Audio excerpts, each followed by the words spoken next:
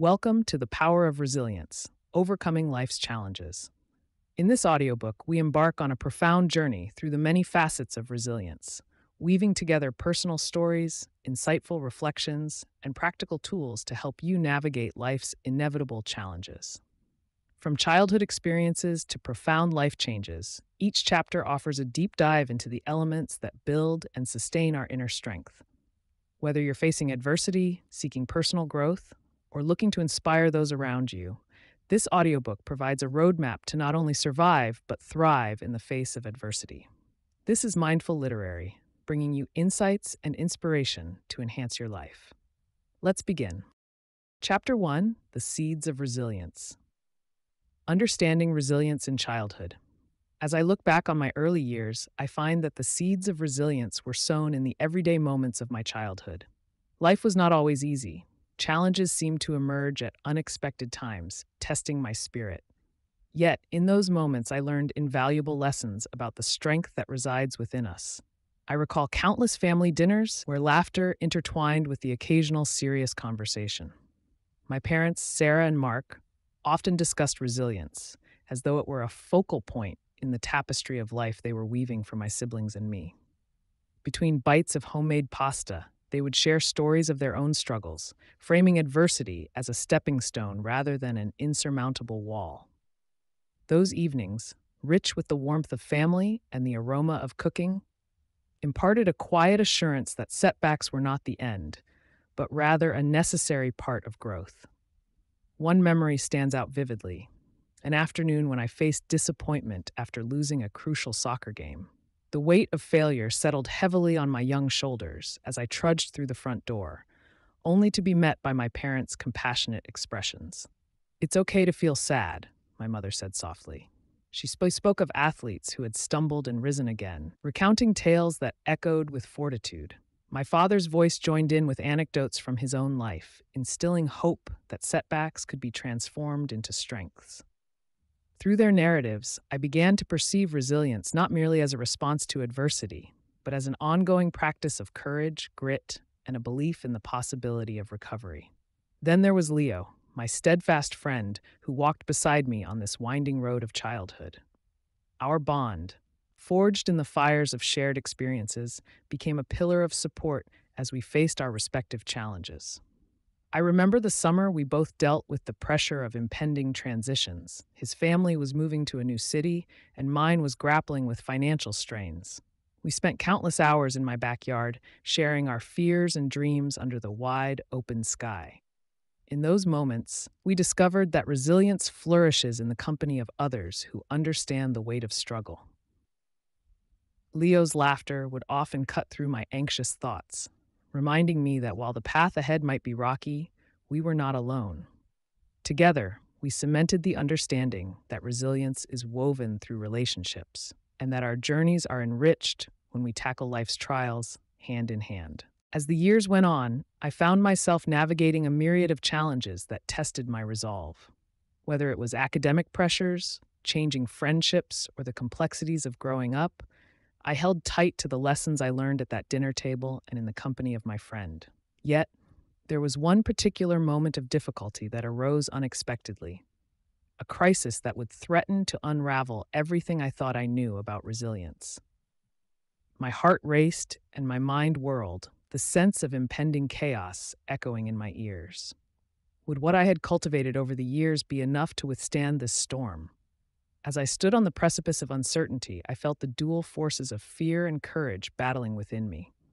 Little did I know, this encounter would ultimately redefine not only my understanding of resilience, but also the very fabric of who I was becoming. My first challenge: moving schools. The day my family decided to move from the cozy town of Willow Creek to the bustling streets of Maple Grove marked the beginning of a chapter that would change everything for me. I remember the mix of excitement and dread swirling in my stomach as I packed my belongings into box after box. Leaving behind my childhood home felt like an anchor being ripped from its mooring. I was being set adrift into the vast and uncertain waters of the unknown.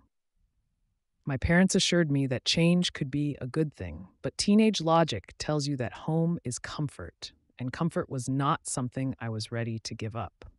On my first day at Maple Grove Middle School, I arrived feeling like a lost balloon in a crowd of confident kites. My heart raced as I navigated the throngs of students milling about the entrance, their laughter and chatter echoing in my ears, a cacophony of unfamiliarity.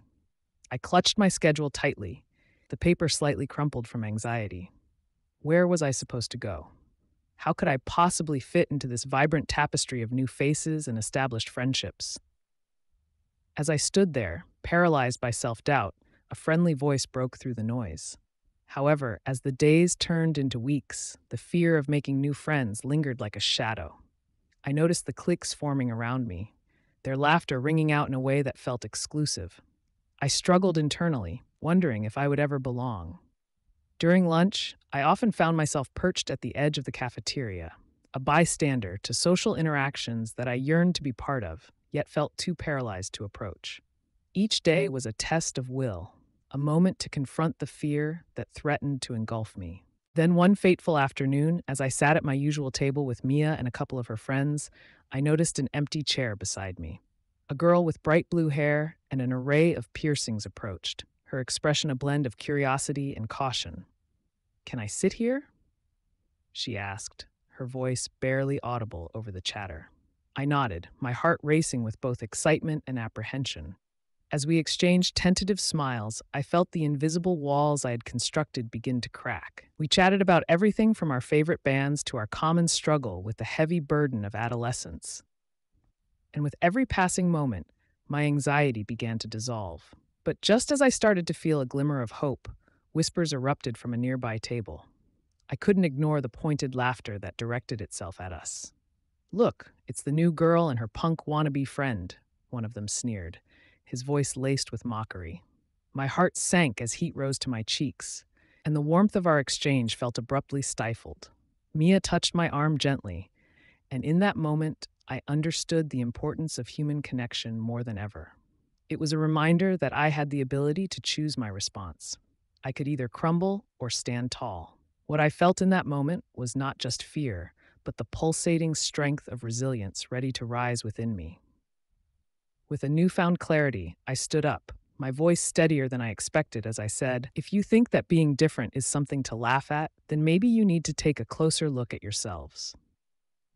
There was a collective silence that enveloped the table, and for a split second, I felt something within me shift. I realized that overcoming fear wasn't merely about making new friends or fitting in. It was about embracing who I truly was and allowing others to see it.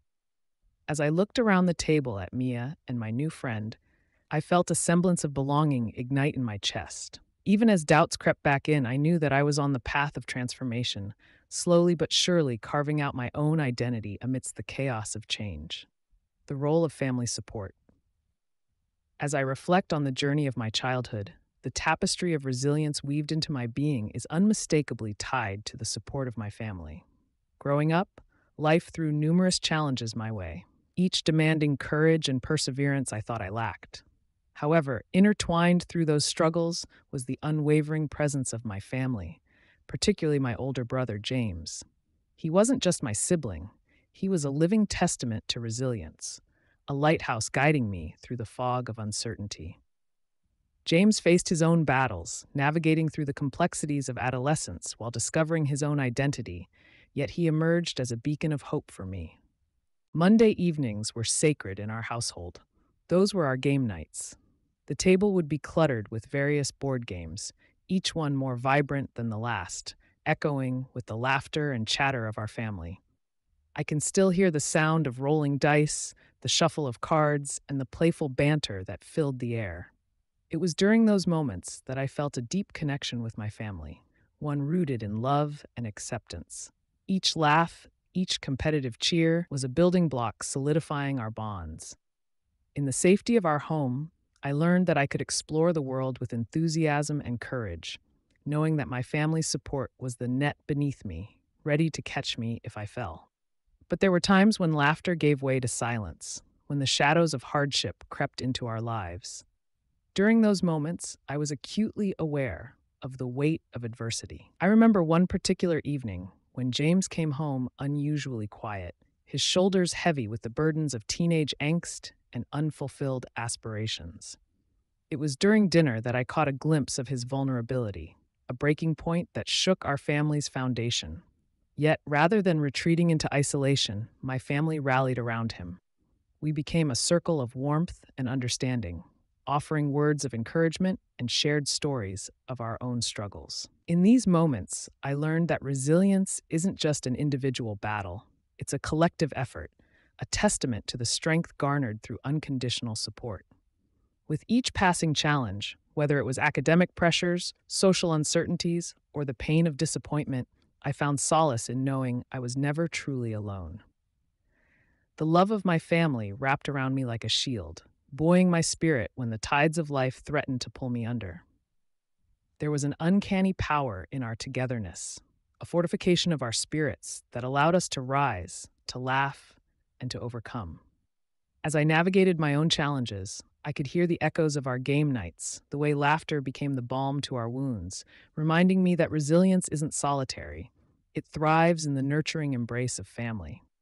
Yet, as I grew and started to carve my own path, the weight of expectation bore down on me. I wondered if my family's resilience would falter, if the ties that held us together would stretch too thin. The thought gnawed at me, and fear coiled around my heart as I stepped into a world that felt overwhelmingly vast and intimidating. The challenge of balancing my ambitions with the legacy of support that my family had fostered loomed like a storm cloud. Would I let them down? Could I embody the very resilience they had shown me? The tension built like a crescendo, leaving me on the edge, uncertain of my next move, yet driven by the notion that my family's love was my anchor. Chapter 2: Shadows of Doubt, the Fear of Failure. As I stood at the threshold of my teenage years, a heavy cloud of anxiety hovered above me, casting long shadows over my once carefree days.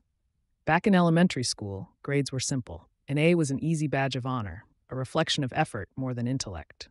But now, as I transitioned into middle school, everything shifted. I was thrust into a world where my identity and worth were intertwined with the letters on a report card. The thought of failure gripped me, a gnawing fear that I could not shake off. Each quiz and exam grew into a mountain I felt too small to climb. At home, my parents beamed with pride during parent-teacher meetings. "She's bright," they would tell my teachers with a warmth that ignited the tiniest flicker of confidence within me. Yet, with every glowing report, the pressure mounted. I began to visualize their disappointment, like a storm gathering on the horizon, ready to unleash its fury should I falter. That fear became as real as the desk I sat at, the paper before me stark and blank, the ink of my potential transformed into the chains of my anxiety. Whenever I received a less than stellar grade, my heart would race, my stomach twist and churn as if the truth of my failure was trying to claw its way out. During lunch one afternoon, I confided in my friend Lucas, who sat across the table, his food forgotten as he listened intently. "I bombed the math test, man," he said, frustration shaping his features. "I just couldn't remember the formulas. I didn't study enough." His admission hung between us, heavy and charged, and I saw my own reflection in his words. What if we're not smart enough? What if we let everyone down? I shared my fears with him, each confession feeling like peeling away layers of skin, exposing raw nerves. Together, we mourned our imagined failures, realizing we were both bound by an invisible rope tethered to the expectations of those we loved. Lucas's eyes sparked with understanding. It was as if we both reached a silent agreement. Failure wasn't just an academic setback. It was an echo of our fears, an existential threat to our self-worth. That day marked a turning point. We spent the next few weeks diving into our studies, determined to conquer our fears rather than let them shackle us. Yet, no matter how hard we tried, setbacks persisted. I often found myself laid awake at night, my thoughts spiraling into a dark vortex of doubt and anxiety. I questioned if I was too lazy, too foolish, too anything but enough. It wasn't until I faced my greatest academic struggle, an impending math exam that loomed like a thunderstorm, that I realized I had a choice to make. I could succumb to the overwhelming fear or face it head-on, transforming it into fuel for growth. The tension coiled within me, a battle between resolution and dread. On the day of the test, my heart raced with a tempo that mirrored the chaos in my mind. As I stared at the first problem, the numbers danced and blurred. But in that moment, I remembered Lucas's words. It's just a test. It doesn't define us. I took a deep breath, grounding myself in that shared understanding. Slowly, I chipped away at the problems, savoring the small victories as I scribbled down my answers. With each equation solved, the clout of fear lessened, and I began to see beyond the grades. I was growing, learning, and evolving.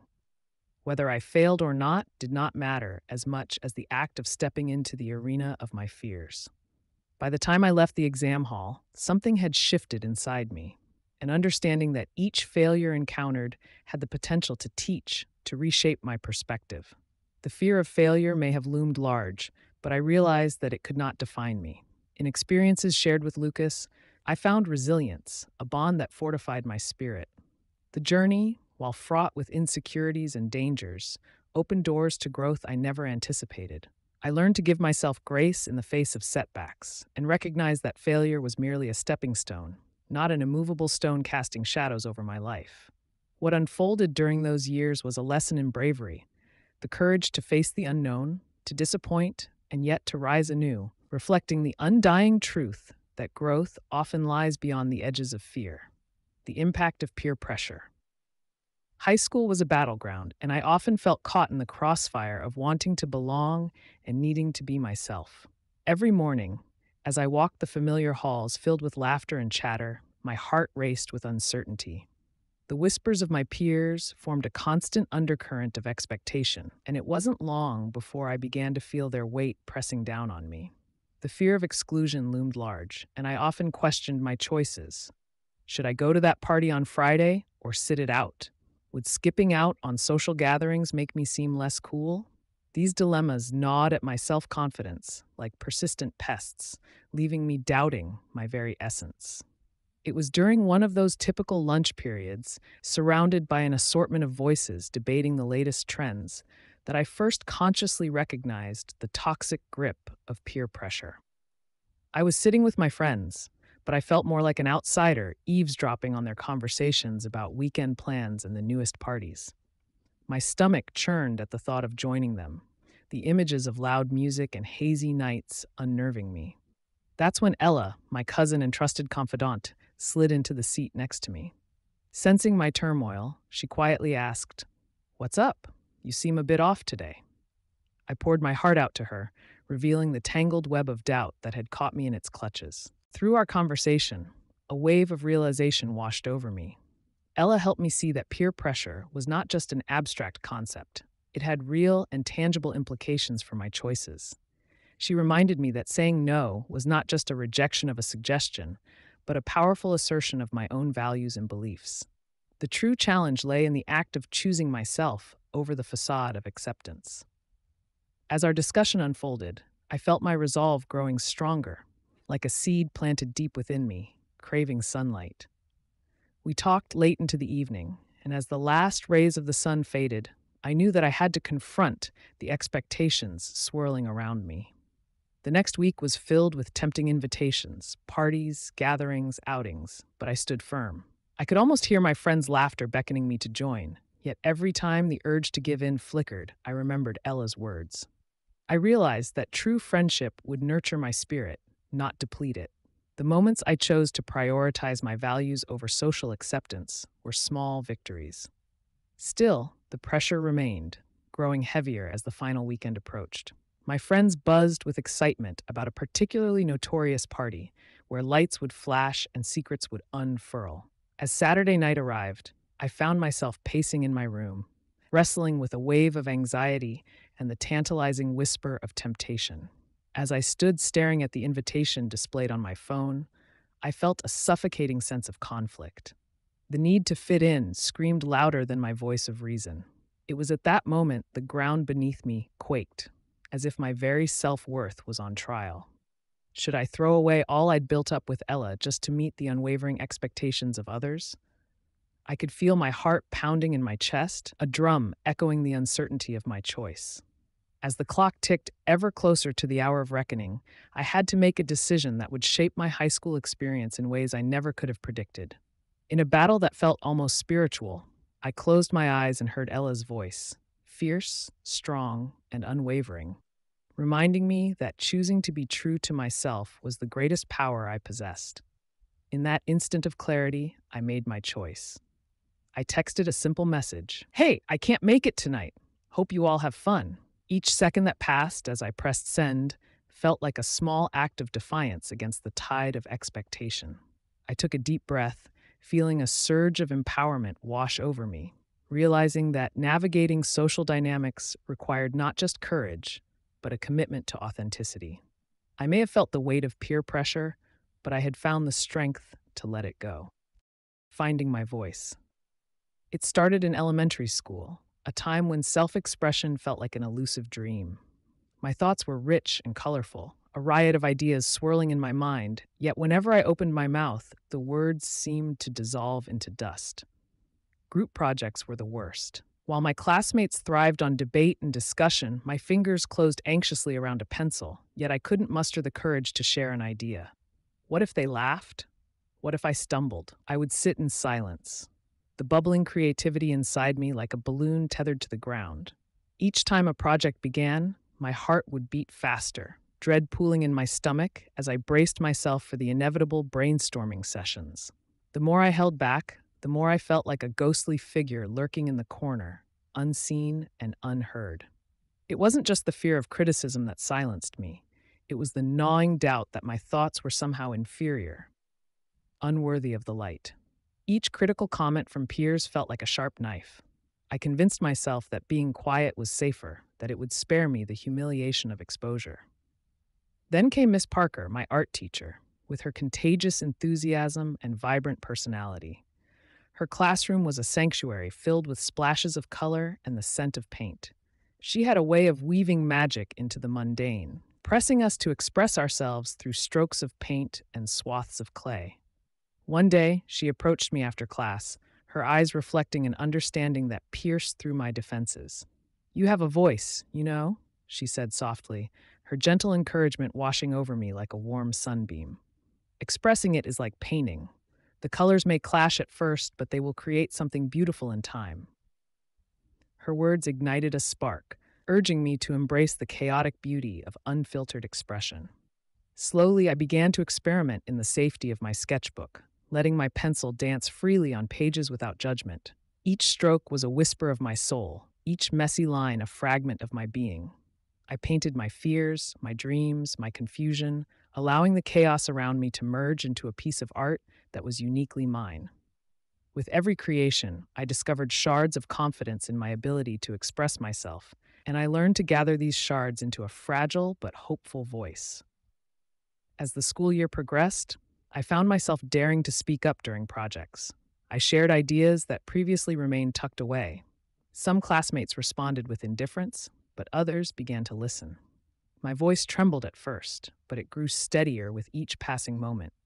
Even as doubts lingered, a warmth expanded in my chest. I was starting to break through the mold I had allowed myself to be trapped in. But the journey was far from smooth. It felt like climbing a steep hill, where each attempt to speak felt like a step forward, only to face a tumble back amid harsh words or condescending glances. I could feel my resolve waver, the desire to retreat burgeoning within me. There were days when I thought it would be easier to remain silent, but Miss Parker's voice echoed in my mind, urging me to paint my truth onto the canvas of my life. I remembered her words. Every clash, every bold move held the potential for beauty. In the midst of this chaos, I discovered that finding my voice was not just about speaking.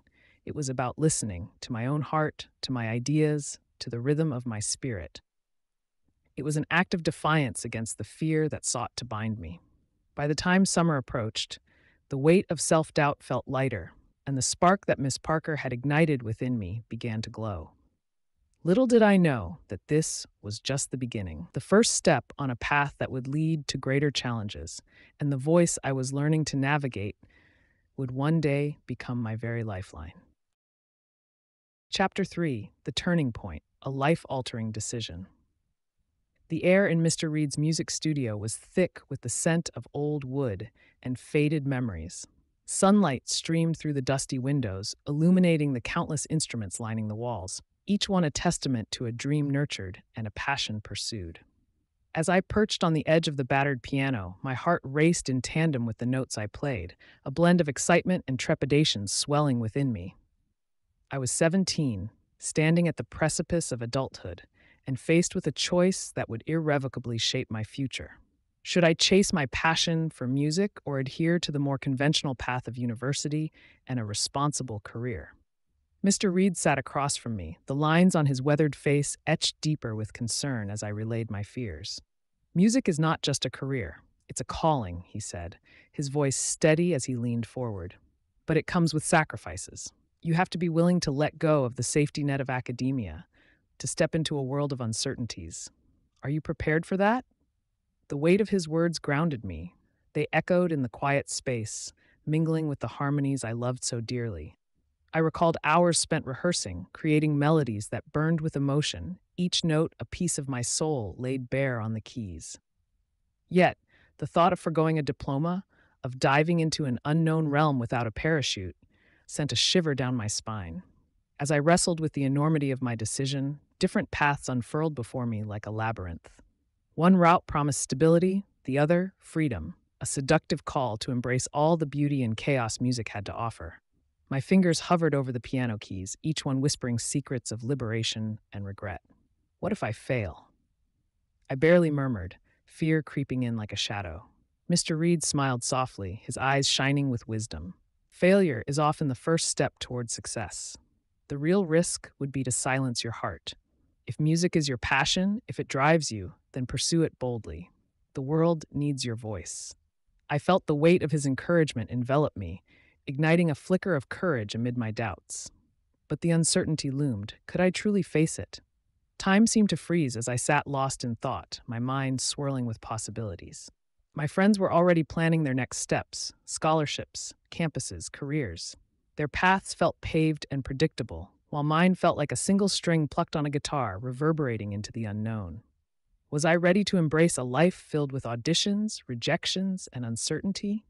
A sense of urgency bubbled within me, fueled by a yearning that began to drown out my fears. The tension clung to my heart until, suddenly, I felt the familiar pulse of music drawing me in. It was in those moments of hesitation that I realized my choice was not truly about music or academia. It was about honoring who I was and daring to live authentically. Finally, I drew a deep breath, as if inhaling all the courage I needed. I want to pursue music. The words spilled from my lips, raw and trembling, yet saturated with clarity. The relief that washed over me was profound, like opening a door I had subconsciously locked. Mr. Reed's face broke into a wide smile, and the tension in the room unfurled like a ribbon in the wind. Then commit yourself fully, he encouraged. If you fail, you will have learned. If you succeed, you will be unstoppable. In that moment, I recognized the inherent beauty of this leap, stepping into the wild unknown, armed not just with passion, but also with a newfound trust in myself. As I stepped out of the studio, the sunlight bathed my skin, illuminating the path ahead. The prospects of music, both exhilarating and daunting, loomed like skyscrapers on a vibrant skyline. I knew resistance would come. I could already sense the skepticism of others, whispering doubts in my ears. But I was ready to embrace that uncertainty, to let it shape me. That was the genesis of my resilience, the beginning of a long journey fueled by my heart's calling, an adventure that would teach me the true essence of perseverance and the magic hidden within the unpredictable nature of life. Embracing change, life is a river, endlessly flowing, its currents sometimes gentle, at others turbulent. I had always been an observer of this truth, a passive participant in the dance of change. Yet, when the day came for me to leave my small town behind for the gilded gates of college life, I found myself standing at the water's edge, heart racing as the current pulled me into the unknown. I remember the last hugs from friends and the bittersweet taste of goodbyes lingering in the air. Stepping onto that campus felt like standing before an imposing cliff, exhilarating yet terrifying, with the possibility of flight whispering in my ears. My chest tightened with both fear and excitement. I was ready to leap. Enter Sarah, my roommate, an unexpected beacon of light against the backdrop of my apprehension. Her easy smile and infectious laughter cut through my anxiety like a warm ember in a biting winter. From our first awkward introductions to late night talks about our dreams, she quickly became my ally in this new chapter of our lives. Together, we navigated the labyrinth of lectures, dorms, and social circles. We embraced the little quirks that defined our friendship: our obsession with gourmet coffee, tragic attempts at adulting, and spontaneous adventures that often ended with us lost but laughing. Each experience reinforced my belief that change, though daunting, could arise as laughter wrapped in the cloak of uncertainty. As the semester progressed, I began to shift my perspective. I learned that change isn't something to fear. It's a canvas on which we paint our stories, a rich palette of experiences that contributes to personal growth. With Sarah by my side, I faced challenges that tested my resilience: late night assignments, homesickness that washed over me like an unexpected tide, and moments of self doubt that crept into my thoughts. But every challenge brought a lesson. I discovered the courage to stand up for my beliefs in a debate class, the strength to speak out when I saw injustice, and the joy of small victories. Our shared goals of self discovery intertwined seamlessly, fueling a journey that felt particularly sacred. We explored nearby towns, sometimes venturing farther to seek the mythical sights on our college bucket list. Those road trips, filled with improbable playlists and endless chatter, became my sanctuary. One weekend, we found ourselves in a quaint town known for its spiritual retreats. It was there I stood, deep in conversation with a wise old woman, feeling inexplicably anchored as she spoke of the necessity of embracing change as life's greatest teacher. The words settled over me like a warm blanket, igniting a profound understanding within. As I listened, I felt a shift, a stirring belief that I could face whatever came next. However, storm clouds loomed on the horizon. Change had its way of testing even the strongest among us, and I sensed that I was on the brink of such a trial. One late evening, as Sarah and I chatted about our future plans and fears, the topic turned to an upcoming decision: the option to stay in this vibrant community or return home. My pulse quickened as I felt the weight of that choice pressing down on me. It was a crossroads of identity and possibility. I suddenly realized I was torn. Was I ready to let go of the safety of familiarity? Did I have the strength to embrace the independence I craved, knowing it would mean moving further away from my childhood cocoon? Our laughter faded, replaced by an uncomfortable silence, my heart racing at the thought of what lay ahead. I caught a glimpse of my reflection in Sarah's eyes, uncertainty mingled with the glimmer of hope. The fate of our friendship, my education, and my very essence felt suspended in that moment, like a leaf floating atop a swelling, unseen current. That night, I lay awake, grappling with the tension coiling in my stomach. I closed my eyes, imagining the river of life before me, the steep climbs, the gentle curves, and the inevitable falls. I realized then that embracing change would require letting go, not just of my old life, but also of the fear that clung like ivy, stifling my potential.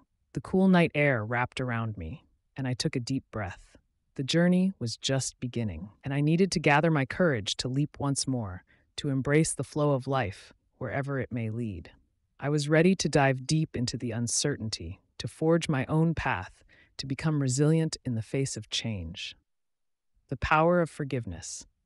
As the sun dipped below the horizon, casting warm hues across the sky, I found myself standing at the edge of the old park where Anna and I used to play. The swings creaked in the wind like ghosts of our childhood, echoes of laughter mingling with the whispers of regret that had haunted me for years. The air was thick with memories, moments that felt both cherished and cursed.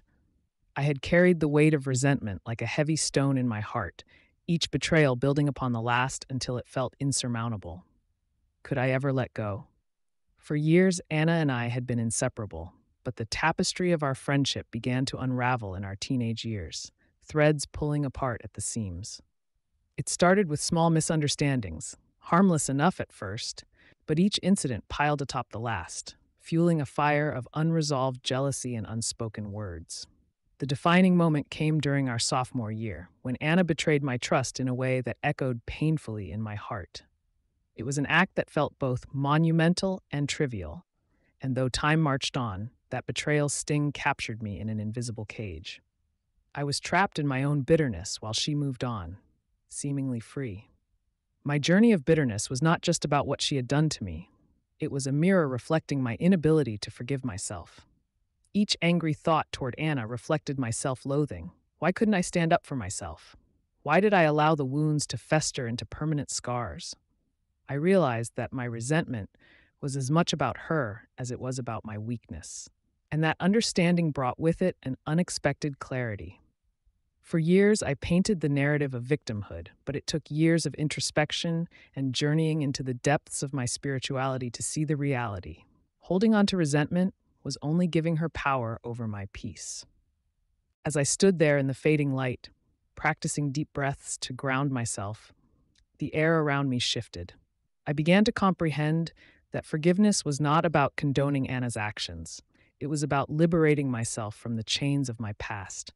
It was a realization that sent tremors through my soul, a choice, I learned, rooted in love. The freedom I yearned for was waiting on the other side of my anger, and I had the power to step through that threshold. In that moment, I felt tears clouding my vision. Tears for the young girl who thought the world was black and white, for the friendship that had danced so close to the essence of my being. Forgiveness would not be a one-time act. It would be continuous, a daily practice of surrendering my grievances. A deeper push of love for myself dawned within me. I recalled a phrase I had learned during my spiritual studies. To forgive is to set a prisoner free and discover that the prisoner was you. My heart unshackled further as I repeated it, letting the truth wash over me like a gentle tide. As I turned to leave the park, I felt lighter. Not wishing to forget, but choosing to release the grip of that resentment, I found my strength in vulnerability. I could rewrite the narrative, not as a casualty of betrayal, but as a testament to resilience and healing. Yet, just as the last rays of sunlight extinguished, a tension welled in my chest. What if Anna still held the same resentments? What if I could never regain what we once had? The uncertainty loomed ahead, an uncharted path to reconciliation, and suddenly, the journey seemed daunting anew. Was I ready to face her? Or had I merely begun to unwrap the layers of forgiveness still hidden within me? I held my breath, now standing at the crossroad of my past and the hope of my future. Chapter 4: The Intersection of Spirituality and Psychology. Discovering Inner Peace. The weight of the world had always felt like a heavy cloak draped over my shoulders, often suffocating in its intensity. As a child, I was acutely aware of the expectations placed on me: good grades, successful friendships, and a radiant smile at every moment. I moved through life like a marionette, strings pulled taut with each demand. Over the years, the external pressures morphed into an internal symphony of anxiety and self-doubt. I often found myself wrestling with questions that felt insurmountable. Was I enough? Was I on the right path? The relentless noise of these questions echoed in my mind like a haunting melody, drowning out every whisper of inner peace. It wasn't until I stumbled into my first yoga class that a flicker of hope ignited within me.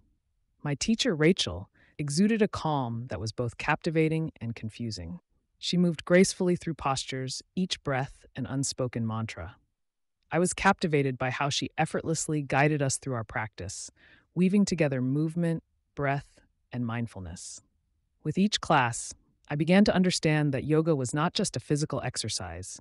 It was an invitation to explore the quieter corners of my being. Rachel shared simple yet profound techniques that encouraged us to slow down, to breathe deeply, and to truly inhabit our bodies. I started to incorporate these practices into my daily routine, carving out sacred moments of stillness amidst the clamor of life. Practicing mindfulness became my secret weapon against the chaos. I learned to acknowledge my thoughts without judgment, to observe them like clouds drifting lazily across the sky. My once frantic mind began to settle, and in those still moments I discovered a resilience I never knew existed. Each breath became a touchstone, anchoring me in the present, allowing me to explore the beauty of simply being. But there were challenges, moments when anger would flare up, when sadness would wash over me like a tidal wave, threatening to pull me under.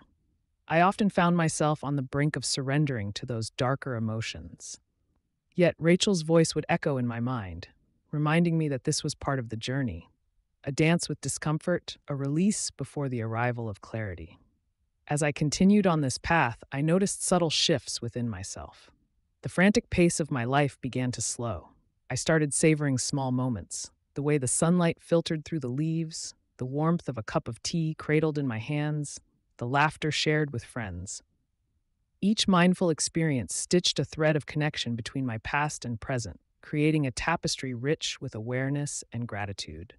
I realized that inner peace was not a distant destination, but rather a series of choices made every single day.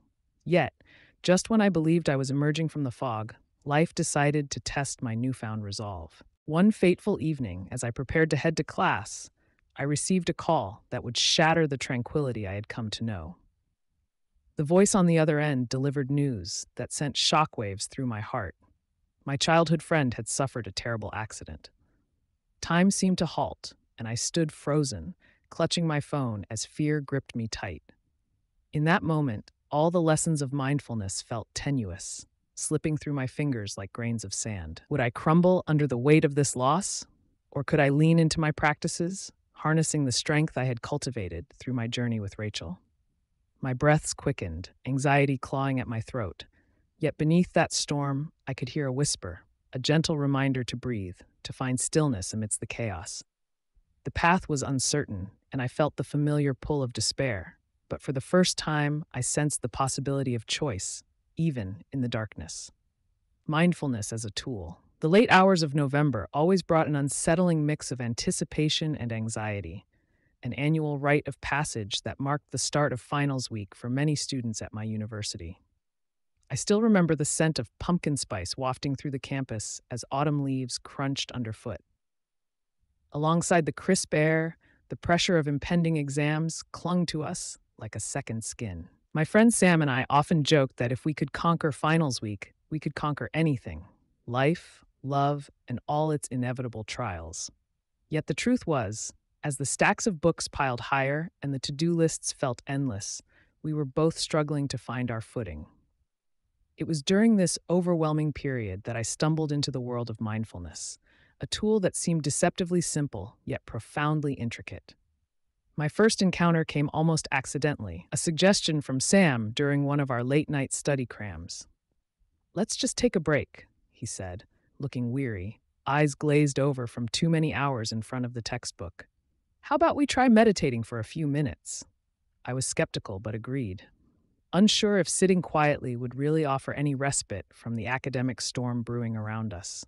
As we sat cross-legged on the carpet of our dorm room with an air of expectancy hanging between us, I closed my eyes, inhaling deeply. A whirlwind of thoughts rushed in: grade worries, future plans, the daunting paper I hadn't yet started.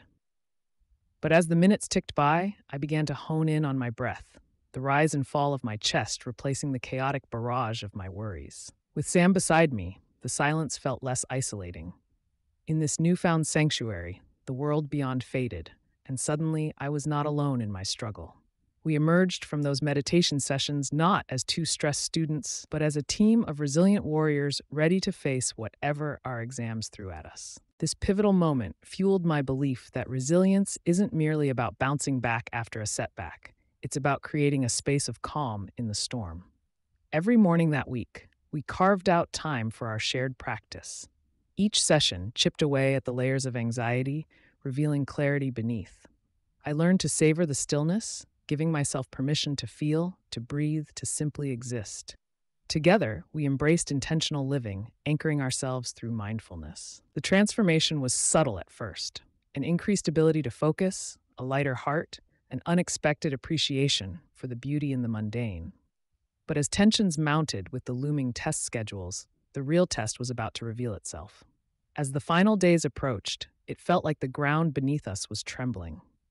I found myself pacing the halls of the library, my mind a cacophony of facts and theories, feeling the weight of impending deadlines. On the night before my biggest exam, the anxiety clawed at me. I had a profound realization just then that mindfulness wasn't just a temporary escape. It was a way of weaving tranquility into the fabric of my life. Sam and I set a date for our last meditation session before the tests.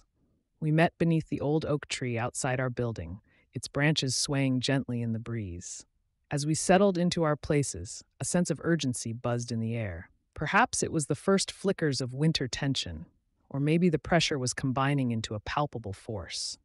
The moment I closed my eyes, deep breaths spiraled toward a flickering calm, but my heart raced. I wanted to let go of the dread, but the review notes in my mind fought against the waves of tranquility.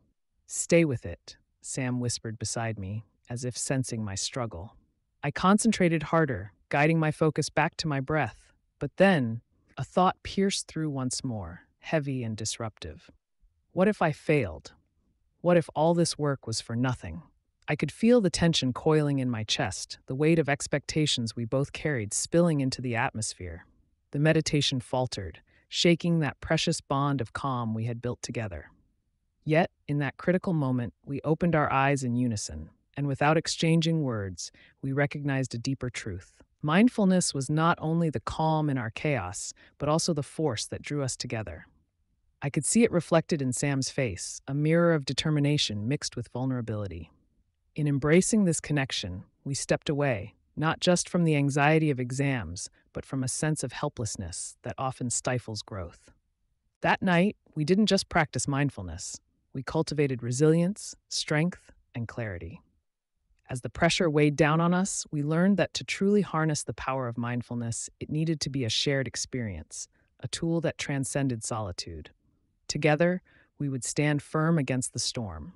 And with each deep breath, I realized we were fortifying not just our spirits, but building a sanctuary of serenity in the face of uncertainty. As I drifted off to sleep that final night, my heart felt light, a tangible anticipation filling the space where anxiety had taken hold, signaling that we were ready.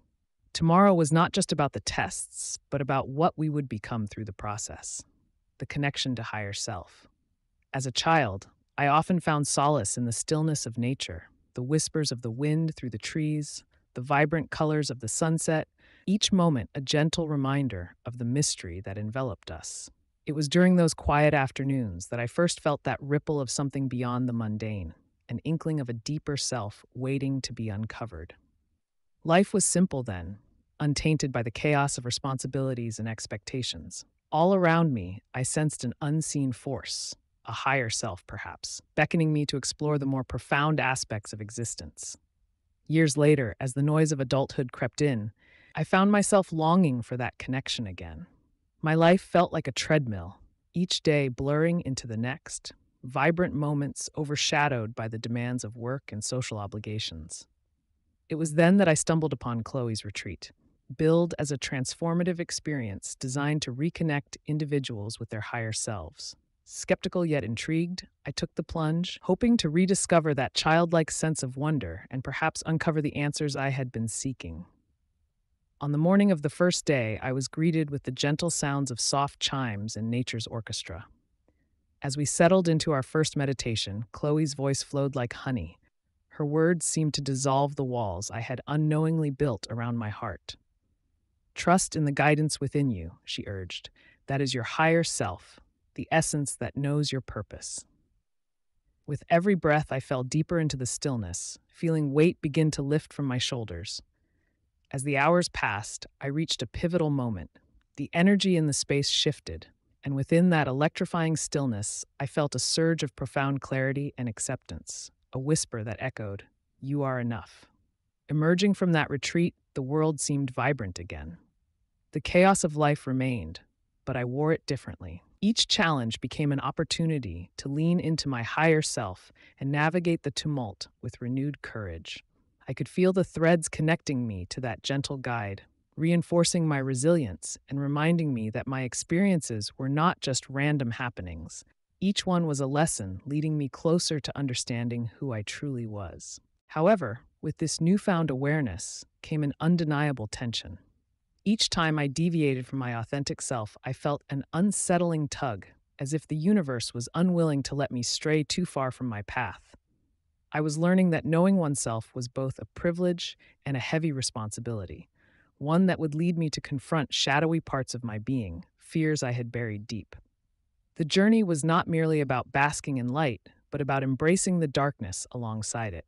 As I embraced this duality, I sensed a storm brewing inside, a challenge I wasn't prepared for, a trial that would push my connection to the brink.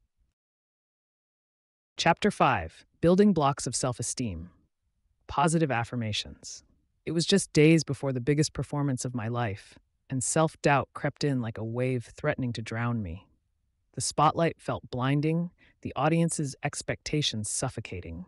I remember standing in front of my mirror, rehearsing the lines of my monologue, but all I could hear was the echo of my insecurities. "You're not good enough. What if you fail?" Those thoughts clung to me, weighing heavier than the makeup I wore to mask my apprehension.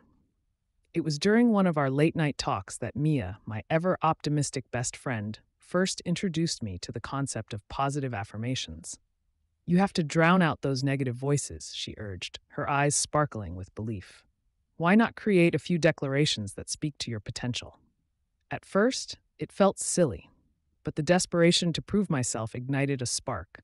If I wanted to battle this self-doubt, I needed a new mantra, something I could cling to like a life raft amidst a raging sea. Together, we crafted affirmations that rang true in my heart. I am capable, I bring something unique to the stage, and I am worthy of this moment. Each phrase captured not just hope, but a burgeoning self-love I had long ignored. In the days that followed, I made it a daily ritual to recite these affirmations. Standing in front of that same mirror, I would say them aloud, letting each word resonate within me. The transformation was gradual but palpable. I noticed the tension in my shoulders begin to ease as I replaced self-doubt with self-acceptance. Mia would laugh and cheer me on, her infectious energy turning our affirmations into a mini celebration every morning. With time, I discovered these simple statements weren't just empty words. They served as tools for resilience, fortifying me when doubt lingered like a ghost in my mind. However, as the performance day loomed near, the nerves returned with a vengeance. The thought of standing on that stage again filled me with both excitement and terror. Despite my affirmations, a gnawing fear whispered that all my hard work could come crashing down. It was a pivotal moment, one that tested my newfound belief system. Would I buckle under pressure, or could I stand firm, armed with the strength of my affirmations? I stood there, heart racing, breath hitching, the stakes feeling higher than ever. But as Mia's encouraging voice echoed in my mind, reminding me of the strength I had cultivated, I realized this was the true test of what I had built. I would face that stage, not just with my fear, but with affirmations as my shield, ready to transform that fear into courage. Setting achievable goals. As a child, I had an insatiable curiosity that danced at the cusp of my youthful ambitions. My dreams stretched like the endless sky above, each star a shimmering possibility for my future. However, as I transitioned into the throes of academia, those dreams began to clash with the harsh realities of deadlines, expectations, and self-imposed pressures. The weight of my aspirations would often feel like a heavy backpack filled with bricks, leaving me breathless and overwhelmed. Balancing academics while nurturing my personal passions became a Herculean task.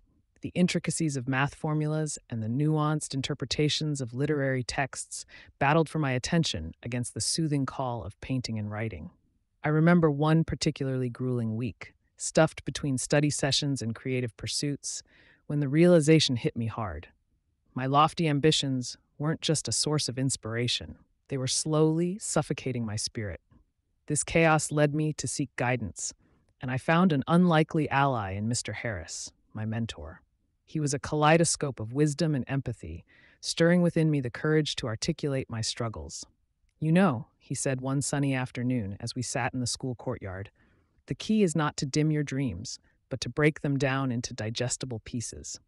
With his encouragement, we set to work crafting a roadmap, a step-by-step strategy that transformed my sprawling ambitions into an organized plan. The clarity was refreshing. I was no longer a ship lost at sea, but a sailor navigating a well-charted course. Through our collaboration, I discovered the art of setting achievable goals, each one like a stepping stone leading to a more significant accomplishment. Together, we defined what success looked like for me, which was less about perfection and more about progress. One tangible step was to dedicate a portion of my week solely to painting, something I previously deemed a luxury. Slowly, I learned to celebrate small victories, a completed painting, a high mark on an assignment. These moments became a balm for my overwhelm, reinforcing my resilience. I relished the newfound balance that emerged from my commitment to personal and academic growth. But as I stood on the precipice of achieving my refined goals, a familiar feeling bubbled beneath the surface: anxiety. What if I could no longer sustain this momentum? What if the pressures came crashing back? It was then that I realized resilience was not just the absence of fear or doubt, it was the ability to dance with them. As I embraced this understanding, I was never more aware of the fragility of my dreams. As I prepared for my final exam, the stakes felt higher than ever. I painted late into the night, splattering color onto the canvas, trying to etch my emotions into something concrete. Yet, with the looming test date, I couldn't shake off the dread that clawed at me. Would all these structured steps and mini goals truly prepare me? The thought lingered like a dark cloud ready to burst. My mind whirled, doubts spiraling, taunting me like shadows chasing the light. Learning from mistakes. The vibrant lights of the auditorium dimmed as I stepped onto the stage, my heart hammering in my chest like a drum. Up until that moment, the anticipation had been thrilling, a sweet mixture of nervousness and excitement. But as the curtain rose, the reality of the moment hit me. I felt unprepared, an imposter in a world that demanded perfection. I took a deep breath, forcing a smile that I hoped conveyed confidence, when inside, I was swimming in a sea of doubt. The performance began with the first note of the piano, a smooth melody that I had practiced countless times. Yet, as I sang, disaster struck. My voice cracked, the notes betrayed me, and panic seeped into my soul. In that suffocating silence that followed my blunder, I felt exposed, vulnerable, a fragile thing under the fluorescent glare of the spotlight. The audience, once alive with expectation, became a sea of faces that seemed to both judge and pity me. I willed myself to continue, but it was as if my body had taken control and the words escaped me, leaving an uncomfortable void. In that moment, the weight of my failure began to lift. It was during the quiet nights that followed, sitting with my thoughts, that I started to piece together the chaos of that performance. Mistakes are brutal teachers, but they are also profound ones. They strip away the pretense and confront us with our reality. I was learning resilience, understanding that each misstep was a stepping stone to something greater. The fear I had felt would not be the end of me. It was only the beginning of a rich tapestry of learning experiences woven through the fabric of my life.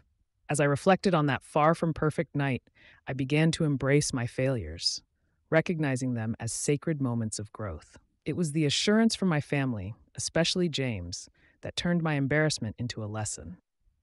They taught me that mistakes are not destinations, but landmarks on the expansive road of life.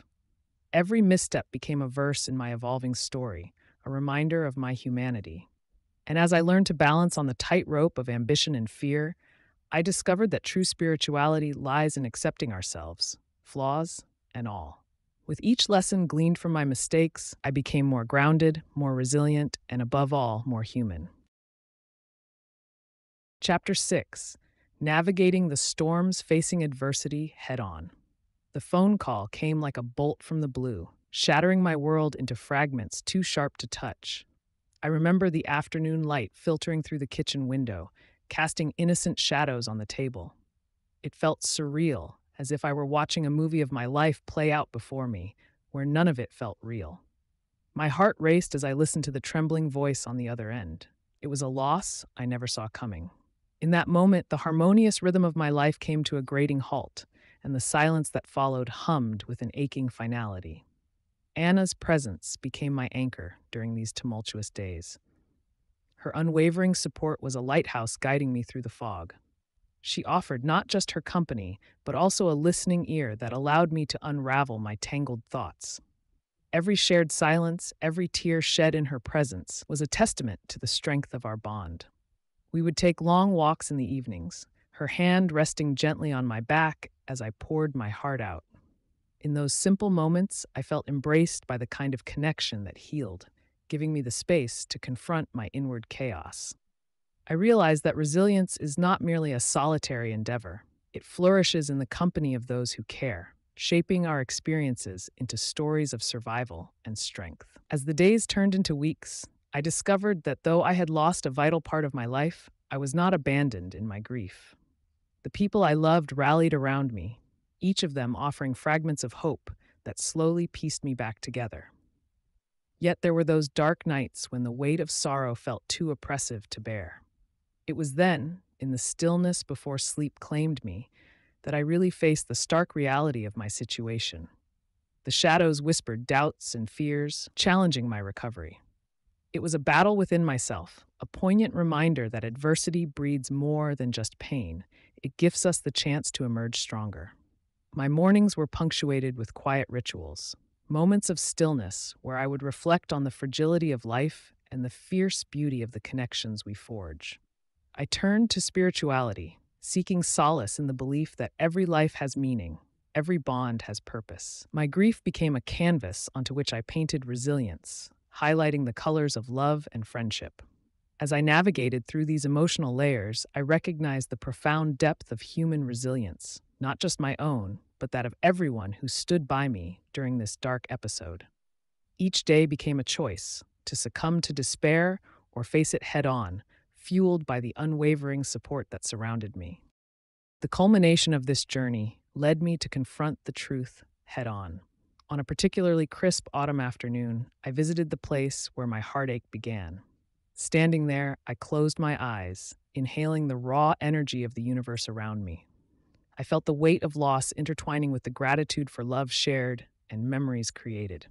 It was here, in that sacred space, that I chose to step forward. With Anna by my side, I spoke aloud the names of those we had lost, not with bitterness, but with a quiet acceptance that their essence would forever remain intertwined with our stories. In that profound moment of vulnerability, I understood that facing adversity wasn't about erasing the pain, but rather embracing it as part of my journey, a bridge that connected my past with the hopeful path that lay ahead. The importance of support networks. There was a time in my life when the weight of my struggles felt overwhelming, like a dark cloud overshadowing every glimmer of hope. I remember sitting on the edge of my bed, staring at the wall, each tick of the clock echoing the silence that wrapped around me. My world had become confined to my own thoughts, and the idea of vocalizing my pain seemed impossible. It was in these moments of despair that I began to reflect on the people around me, friends, family, mentors, whose presence I had often taken for granted. The shift began when a childhood friend reached out, sensing my distance. Her voice crackled through the phone, imbued with a warmth that felt almost tangible. "Hey, it's okay to not be okay," she said, an invitation to lean in rather than retreat. Her kindness acted as a lifeline, pulling me from the depths of isolation. I realized then that my struggle didn't have to be borne alone. It could be shared, understood, and even lightened by the relationships I had cultivated over the years. The significance of that realization hit me with an intensity I hadn't expected. It was as if a door I had previously closed was gently nudged open by her unwavering support. I started to reach out more, not only to my friends, but also to my parents. The conversations we shared made me acutely aware of the love and support they had always offered. They didn't have all the answers, but their willingness to listen made me feel seen. In sharing my thoughts and vulnerabilities, I began to rebuild my own strength, layer by layer, through the connections I was nurturing. As I navigated these conversations, I found solace in the teachings of my mentors as well. They inspired me to be reflective, showing me how resilience often flourishes in communal spaces. One incident I vividly recall was during a particularly challenging time at work. I had faced criticism that shattered my confidence. A mentor saw through my facade and invited me to lunch.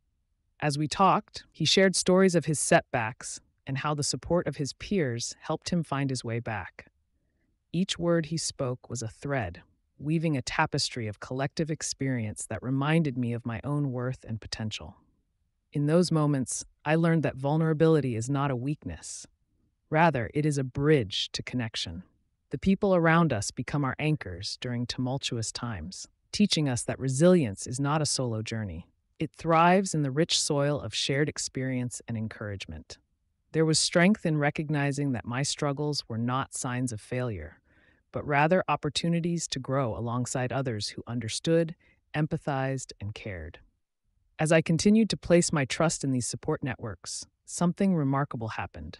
The heaviness began to lift, inch by inch, and I opened myself to new possibilities. I discovered a community of individuals who, despite their own battles, were willing to extend their arms, molding my experience into something more profound, more powerful. This realization blossomed within me that asking for help is not an act of weakness, but a courageous step towards reclaiming joy. But as life tends to unfold, challenges come unbidden. A new crisis approached, one that threatened to unravel the tapestry of support I had started to weave. Just when I felt my most secure, a wave of adversity crashed, and I found myself once again retreating into darkness. I could feel the fear curling its fingers around my heart, squeezing tightly, and I was left grappling with the question: would the support I had cultivated hold strong against this new tempest? As I assessed the situation, the stakes felt painfully high, and I knew it was in this moment that the true test of my newfound connections would reveal itself. Resilience in the workforce. Transitioning into adulthood and stepping into the workforce felt like crossing a vast ocean, where each wave brought a new challenge and uncertainty. The excitement of independence was often overshadowed by the fear of failure. I remember my first day at the marketing agency, a whirlwind of emotions swirling within me. I wanted to impress my boss, Miss Thompson, yet I was overwhelmed by the sheer magnitude of everything in front of me. Miss Thompson was a force of nature. In her calm yet authoritative demeanor, I found both a mentor and a beacon of resilience. Under her leadership, we tackled daunting projects that often seemed impossible. I watched as she navigated the treacherous waters of missed deadlines and client demands, her patience palpable even in the heat of chaos. The way she approached challenges taught me an invaluable lesson. Adversity is not to be feared, but embraced. With each setback, she rallied the team, turning obstacles into stepping stones. One particular project, a high-stakes campaign for a major client, stands out in my memory. Weeks of planning had built up to an intense launch day, but disaster struck the night before when our server crashed, wiping out our entire presentation. As panic set in, I glanced at Miss Thompson. Instead of crumbling under the pressure, she took a deep breath and gathered us around. "This is a moment of growth," she said, her voice steady. "We will not let this define us. Let's pick up the pieces and create something even better." Inspired by her words, we worked tirelessly through the night, innovating ideas and energizing each other. The moment taught me that resilience doesn't mean being unaffected by stress. It means pushing through despite it. With each project, I absorbed the essence of resilience. I learned to view each setback as an opportunity for growth.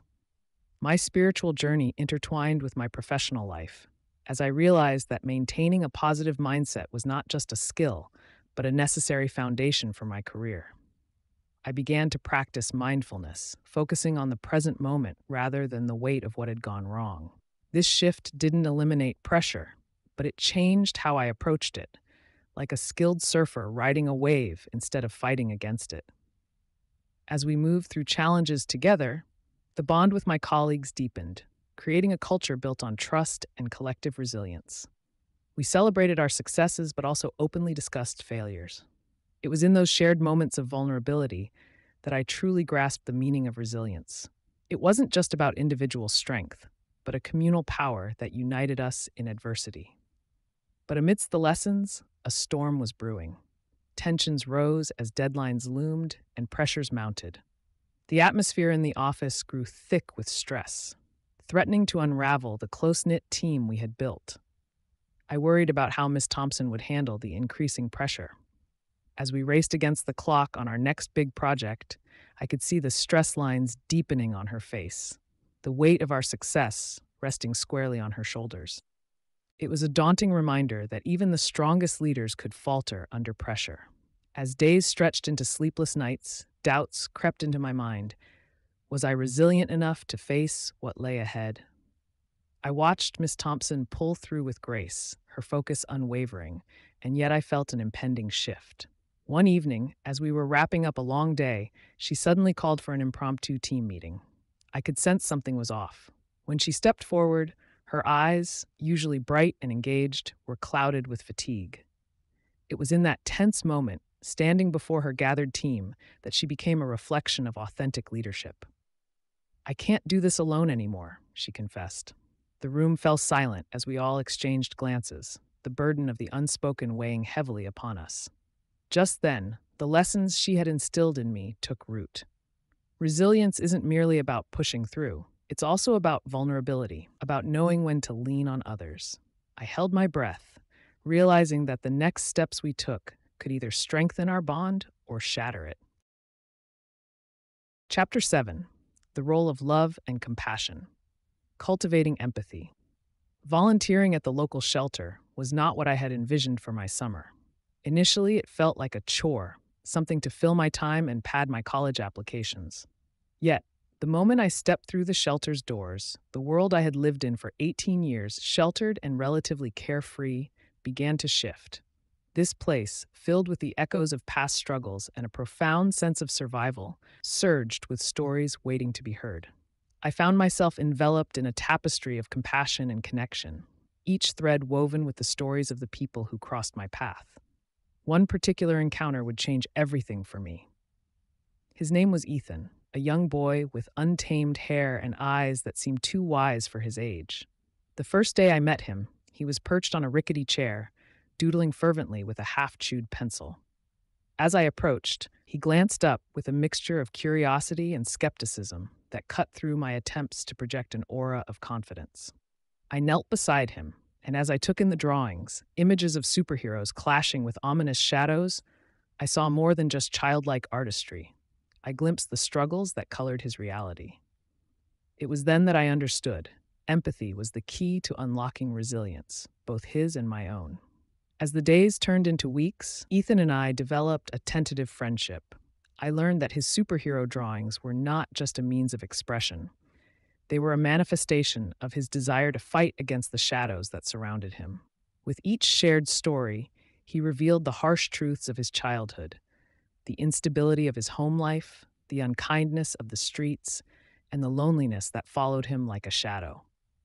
In return, I found myself opening up in ways I had never expected, sharing my own struggles, my fears, entwined with the privilege I had been given. The reciprocity of our storytelling forged an unbreakable bond, one that cultivated a deeper understanding within both of us. Yet, the more I delved into Ethan's world, the more I became aware of the systemic hardships that shaped not just his life, but the lives of countless others at the shelter. Each face that walked through the door bore the weight of invisible burdens, stories that yearned to be acknowledged. I began to realize that empathy isn't merely about understanding others, it is also about recognizing the interconnectedness of our experiences, crafted by the threads of adversity. Each tear shed by someone in despair echoed in my own soul, bringing forth an unprecedented depth of compassion. But resilience doesn't come without its challenges. Just as I felt the warmth of connection, there came moments when the enormity of their struggles threatened to overwhelm me. I worried that my emotions were naive, overly simplistic amidst the complex labyrinth of poverty, addiction, and neglect. There were late nights when I'd sit in silence, replaying Ethan's words in my mind, troubled by the injustice that so many innocent lives faced. I felt like a child peering into a vast ocean, captivated yet terrified by its depth. In those moments, I grasped that empathy must also be nurtured, alongside self-care and emotional boundaries. As the summer waned, an unexpected tension burdened my heart, an awareness of the impending reality. For all our giggles, drawings, and shared snacks, I could not ignore the fact that the shelter was not a permanent home for Ethan and his companions. I hesitated, wondering what would happen when my summer volunteering concluded. Would these relationships dissolve like morning mist, leaving behind only the chill of absence? Yet at the same time, I felt a burgeoning sense of resilience within myself, a belief that our bond had planted seeds that would continue to grow. It was in this delicate tension, the urgency of connection and the fear of loss, that I learned the profound lesson of empathy, that through understanding and compassion, we can truly withstand life's storms. Relationships that heal. It's often said that healing is a solitary journey, but throughout my life, I've come to realize that this is a myth. My understanding of emotional and spiritual recovery has been profoundly shaped by the relationships I have cultivated, and chief among them is my best friend, Mia. From the very first play date in our childhood, she has been a steadfast presence. Together, we navigated the awkward waters of adolescence, shared secrets under the stars, and weathered heartaches together. I remember sitting on her bedroom floor, surrounded by pillows and remnants of our childhood toys, sharing our dreams and fears. In those moments, the healing power of genuine connection was palpable. Mia embodies resilience. When I was struggling with self-doubt after a turbulent breakup, her unwavering support was like a gentle lighthouse guiding me through a storm. She would remind me of my strength, often nudging me towards self-acceptance with simple affirmations. One evening, as we watched the sun dip below the horizon, she turned to me and said, "You are not defined by your struggles. They are merely chapters in your beautiful story." Her words resonated deeply, offering me the kind of comfort that allowed me to reflect, to grow, and eventually to heal. It's incredible how love and support can transform struggles into avenues for personal growth, each word a balm for my spirit. It's not just Mia who played this transformative role. Each relationship I nurtured added a layer of depth to my healing process. I think of my childhood teacher, Mrs. Roberts, whose genuine belief in my potential fostered a sense of confidence that had long eluded me. Or the neighbor, Mrs. Thompson, who always had freshly baked cookies and an ear ready to listen whenever I felt overwhelmed. Even fleeting connections, those shared smiles with strangers, bring a warmth that reminds me of our shared humanity. Yet, as I muse over these relationships, there is an undercurrent, a disquieting tension creeping in. What if they hadn't been there? What if life had offered a different hand? There's a whisper of anxiety in my mind. What if I had been left to navigate those murky waters alone? The truth is, soul-shattering moments can make us feel isolated, but it's during these times when our need for connection becomes most urgent. I often find myself reflecting on how easy it would have been to spiral, to float away into despair, had it not been for Mia's relentless cheerleading and others' quiet support. The paths we choose, either to withdraw or to reach out, define our healing. As I recall instances when I almost shut down, paralyzed by the daunting weight of my grief, I understand now how critical these relational bridges have been in pulling me back to the shores of hope. Yet in a world that can sometimes feel like it thrives on isolation, will I always be able to find that community? The thought lingers, each beat of uncertainty fueling the emotional tapestry of what healing truly requires. As I sit with these reflections, I sense a deepening of my understanding. Love is a formidable force in the landscape of healing. It creates an environment where resilience can flourish. But the question remains, can we fully appreciate this gift without the shadow of loss looming over us? It's one thing to celebrate these connections, but the fear of their absence rattles my heart. I think of all my relationships, past and present, feeling an overwhelming surge of gratitude mixed with the understanding that, ideally, healing is not just about relying heavily on those we love. It's about becoming strong enough to eventually stand on our own. Yet I can't shake the anxiety that I might not possess that strength just yet. What is healing if not a journey guided by the hands of others? Perhaps that's the beauty of it. Through the intricate dance of shared experiences and heartfelt connections, we find not just healing, but a deeper, richer tapestry of life itself. The gift of giving. The air was crisp that autumn afternoon, the kind that brings the earthy scent of fallen leaves and makes you feel alive. As I walked through the streets of my childhood neighborhood, I felt a wave of nostalgia. The same streets where I learned to ride my bike, where every laughter and tear brought with it lessons of resilience and community.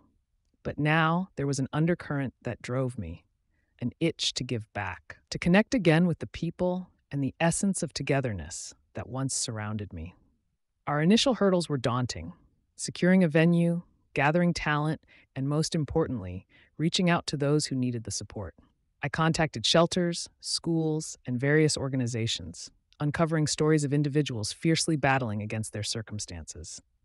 Each voice I heard only solidified my resolve. I understood that this concert was more than just music. It was a lifeline, a testament to resilience in the face of adversity. As the date approached, I could feel the weight of responsibility settle upon my shoulders. Putting together the lineup was a thrilling endeavor, filled with creative energies and late-night brainstorming sessions, but the pressure was mounting. Jack, with his calming presence, reminded me to focus on the heart of the project.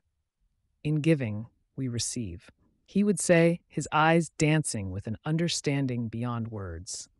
This mantra became our guiding star as we united musicians who shared our vision, each ready to lend their voice for a cause. The day of the concert dawned bright and full of promise. The park pulsed with energy as families gathered, and the air vibrated with the anticipation of music. I watched as Jack took center stage, his fingers deftly dancing across the strings, drawing in the crowd with the very first chord. Laughter echoed, smiles bloomed, and an atmosphere of joy wrapped around us like a warm blanket. It was cathartic, a reminder of the beauty of shared experiences, the power of community. But then, as the sun began to set, a storm rolled in, a literal one. Dark clouds gathered above, and the wind whispered warnings. People began to pack up, fear casting a shadow over the evening. My heart sank as I looked at Jack, his face a mirror of concern and confusion. Yet, deep within me, a voice echoed louder than the thunder above. This was our moment to shine, to stand firm not just for ourselves, but for the very community we sought to uplift. With urgency, I addressed the crowd, tapping into the spirit of resilience we aimed to celebrate. "This is more than a concert," I shouted, my voice reaching out as the rain began to patter. "We give not because we have, but because there are those who have less. Let's stand together." In that moment, I realized how giving back wasn't just about reaching out. It was about fortifying our connection with one another, stitching a tapestry of hope amidst uncertainty. Jack joined me in that spontaneous rally, his music transforming to reflect the storm's raw energy. Together, we played on, each note resonating like a heartbeat intertwined with our community's pulse. As the rain poured down, it cleaned the slate, washing away hesitations and fear. I could see faces lighting up with spontaneous joy, even as droplets fell. It was as if resilience wrapped itself around us, a shared strength emerging from vulnerability. The concert became a symbol of survival, a gift unwrapped under those storm clouds. And when it ended, drenched but exhilarated, I knew we'd not only nurtured resilience in others, but ignited an ember within ourselves. We were all changed that day. Giving had transformed the fabric of our existence, teaching me that through the act of giving, we fortify our own resilience. As I looked around the community united under a tapestry of hope, I understood we were all entwined, bound by the simple gift of giving, a legacy that would inspire for generations to come. Chapter 8: Lessons from Nature. The Resilience of Trees. As a child, I often played beneath the sprawling branches of the oak tree in my neighborhood, its gnarled limbs reaching out like the embrace of an old friend. I could spend hours in its shade, imagining grand adventures as I listened to the whispers of the wind dancing through its leaves. It was a sanctuary, a place where the chaos of life melted away, and I found a profound comfort in those rugged roots nestled against the earth. Little did I know that it would later become a poignant symbol of resilience in my own life. One afternoon, a fierce storm swept through our town.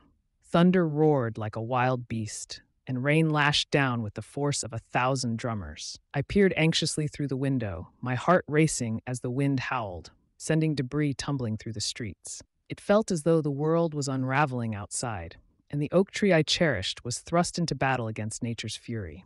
Would it endure, or would it be uprooted, a casualty in a chaotic war? The thought made me shiver. When the storm finally passed, I ventured outside, battlegrounds of fallen branches and scattered leaves lying all around. My heart sank as I approached the oak. I held my breath, bracing for the sight of destruction. But as I neared, I found it standing tall, though visibly scarred, its branches bent but not broken, green leaves fluttering like flags of victory against the blue sky. I marveled at the resilience displayed before me, a testament to nature's tenacity.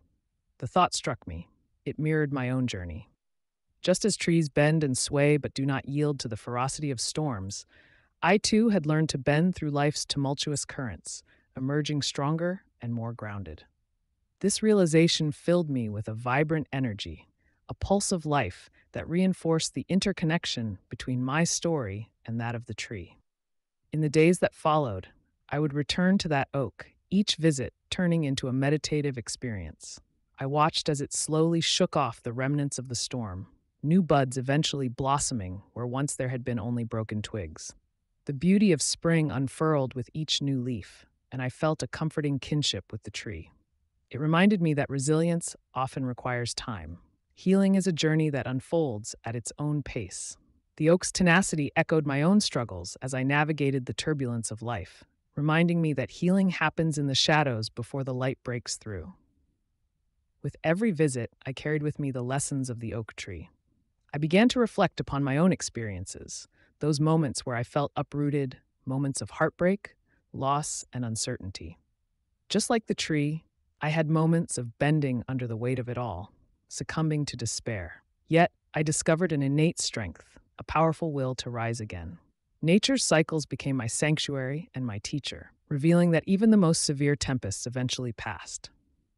As I observed the tree transform, I realized that the storms in our lives serve a purpose. They drive us to delve into the depths of our being, to understand our roots, to find strength in vulnerability. In a way, I began embracing my storms, welcoming them as opportunities for growth. Each event, each experience became a chapter in my personal tale of resilience. Much like the oak, my story was far from a straight line, threading itself through twists and turns, gently guiding me toward a deeper understanding of myself. Yet, the path of resilience is often fraught with tension. With each passing season, I could feel the echoes of my struggles pleading for recognition. Would I continue to rise despite the odds, or would I wither under life's pressure? It was as if the oak had become my guardian spirit, reminding me to stand firm against whatever gusts sought to topple me. The budding leaves seemed to whisper the promise of new beginnings, just as I wrestled with my own fears of remaining grounded amidst uncertainty. One day, during a quiet walk, I noticed a storm brewing in the distance. Dark clouds loomed ominously, the wind picking up in intensity. Doubt crept in, triggering my fear of failure. This time, it felt different. Would I break, or would I bend, like the oak before me? The choice hung in the air as I turned towards my steadfast companion, heart pounding with anticipation. I closed my eyes and listened to the rustling leaves, the mingling of whispers wrapped around me. In that moment, I embraced the lesson the oak had tirelessly taught me. Resilience is not merely about surviving, but flourishing even in adversity. And just as I was about to step into the storm, I opened my eyes, centered myself, and prepared to see what wonders awaited on the other side. Finding calm in the chaos. The days were becoming indistinguishable from one another, blurring into a whirlwind of responsibilities and aspirations. Each morning greeted me with a familiar wave of anxiety that crashed over my senses like ice-cold water. I would wake up with the weight of dreams unfulfilled, a heart racing with anticipation and dread. I remember one evening, sitting alone in my small apartment, the chaotic echoes of the outside world filtering in through the open window as cars honked, people shouted, and life rushed by in a blur. Each sound gripped my chest tighter, pulling me deeper into a spiral of overwhelming emotions. It was in this moment of despair that I finally reached out to Lisa, my therapist. Her gentle demeanor and insightful nature became a lifeline for me in my tumultuous sea of chaos. I learned from her that the key to navigating these stormy waters lay not in fighting the current, but in finding pockets of peace amidst the noise. Deep breathing exercises became my refuge. With each inhalation, I would draw in calm, filling my lungs with tranquility. And with each exhalation, I would visualize releasing my burdens into the chaotic ether surrounding me. I remember feeling like a deflating balloon, all the pressure slowly subsiding with every breath I took. Implementing these breathing techniques transformed my hectic days. I began to carve out moments of stillness for myself. Before diving into work, I would sit cross-legged on the floor, close my eyes, and allow my thoughts to settle like dust. I envisioned a serene lake, my mind's peace reflecting perfectly like a glassy surface, disturbed only by the occasional ripple of a passing thought. Each session offered me clarity and perspective, reminding me of the importance of checking in with myself. It became evident that the world would always remain chaotic, but within that chaos, I discovered an inner sanctuary where I could intentionally create peace. Yet, the real test awaited me, one that would push me to delve deeper into my newfound skills as anxiety exploded to a crescendo. Lessons from wildlife.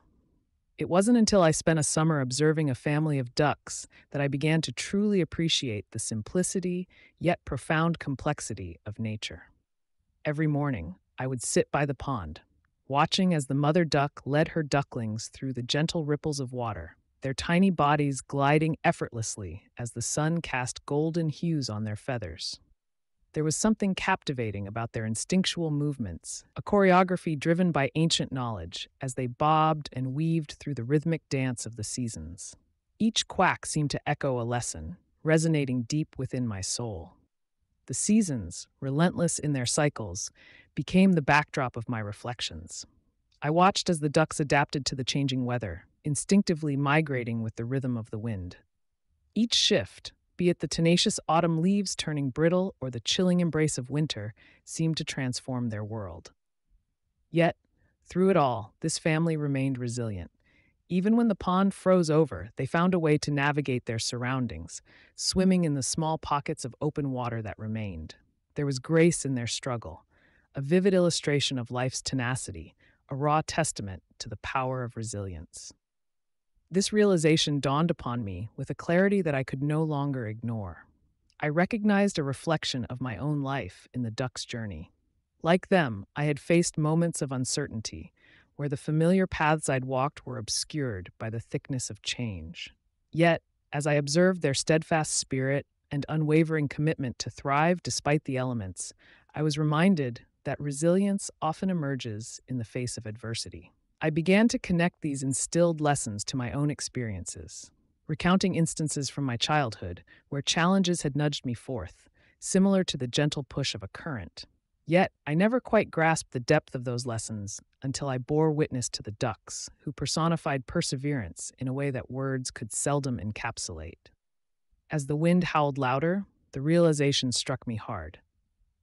Sometimes, no matter how prepared we think we are, life can thrust us into an unforeseen tempest. And in that chaotic turmoil, it is our spirit that must find a way to soar above. I clutched my surroundings, watching as the clouds churned and darkness swept across the pond. I could only hope that these creatures, so effortlessly elegant, would rise above the surge that threatened to engulf them. Perhaps I could learn from their unfaltering spirit, and amidst my own storms, find a way to navigate the currents, embracing the wild lessons of wildlife. Chapter 9: Rebuilding from the Ashes. Personal Loss and Healing. The sun dipped low in the sky, casting long shadows that painted my childhood home in shades of orange and gold. It felt desolate. The echoes of laughter that once ricocheted off the walls had been replaced with a haunting silence, and the weight of loss pressed down on me like the heavy summer air. I had returned to this place not only to confront memories, but to find a piece of myself that had been lost ever since the day I heard the news. The day my mother took her last breath.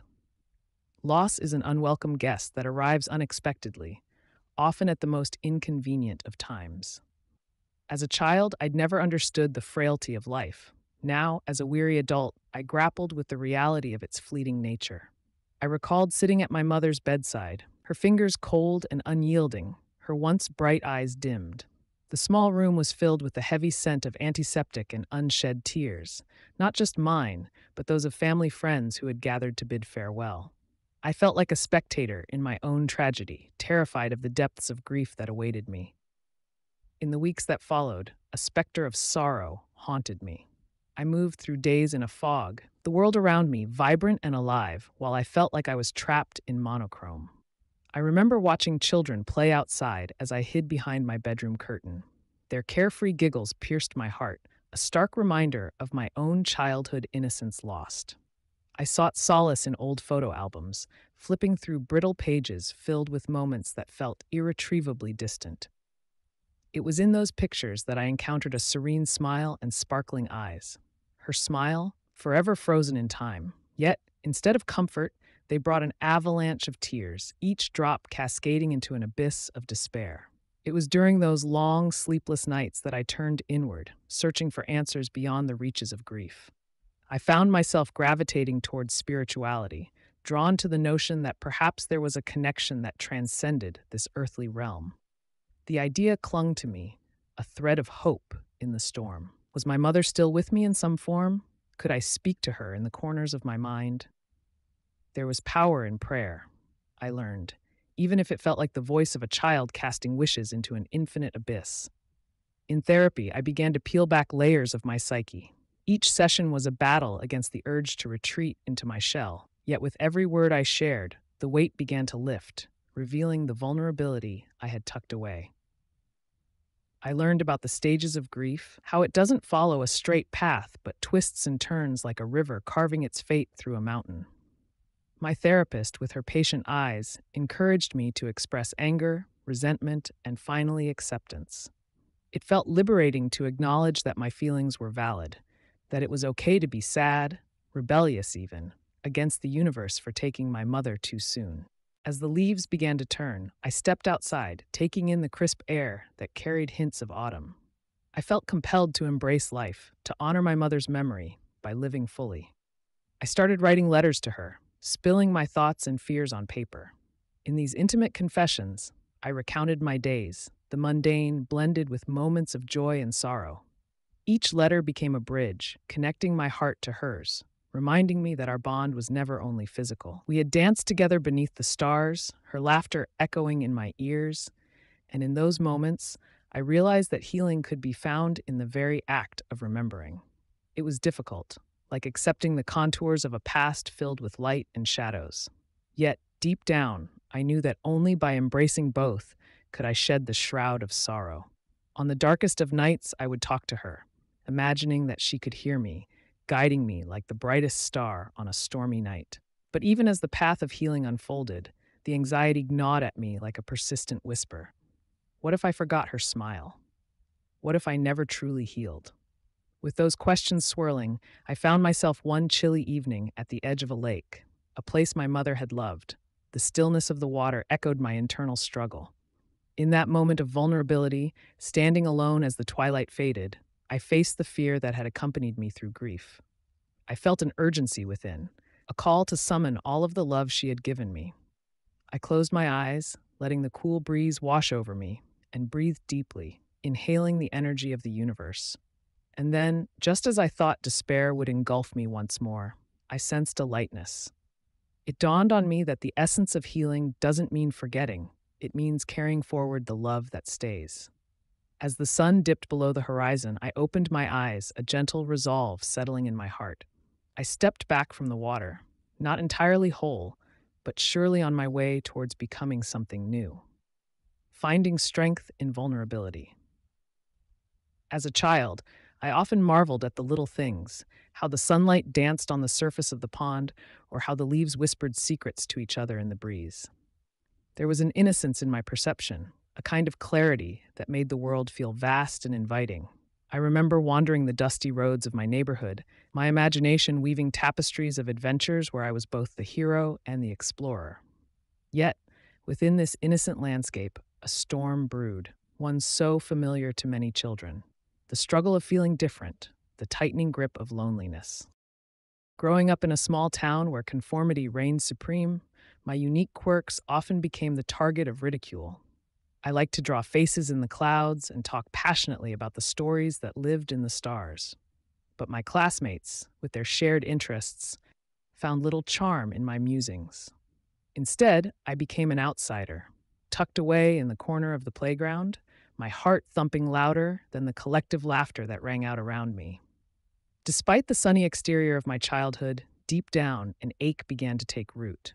The painful realization that vulnerability, the very thing that made me human, was a double-edged sword. Your head, one might presume, knows exactly how to navigate such murky waters. It whispers the rehearsed lines, urging self-sufficiency and resilience. Don't let them see you cry, it advises, echoing societal norms that praise strength as a stoic silence. Yet, my heart craved authenticity, that raw and beautiful essence of being real. I began to explore the realms of spirituality and psychology, seeking solace in the shared experiences of others. Each book I read, every meditation I practiced, whispered to me that true strength was not in the facade of an unyielding exterior, but rather in allowing oneself to feel, to express, and to be vulnerable. I remember one particular evening. Sitting on the edge of my bed, surrounded by sketches of clouds and stars, my heart a battleground. I had reached a breaking point. The weight of isolation pressed against me like a giant stone. With tears tracing paths down my cheeks, I whispered my fears into the stillness of the night. Fears of never being accepted, of always being the odd one out, of being seen yet unseen. In that confessional solitude, something shifted. I felt the chains of silence begin to rattle. It was the first time I had embraced my vulnerability as a strength rather than a weakness. It dawned on me that every time I allowed someone to see the fragments of my soul, I was crafting a bridge between myself and another being. Weeks turned into months, and I slowly found the courage to share my truths with others. The transformation wasn't overnight, and certainly not without fear.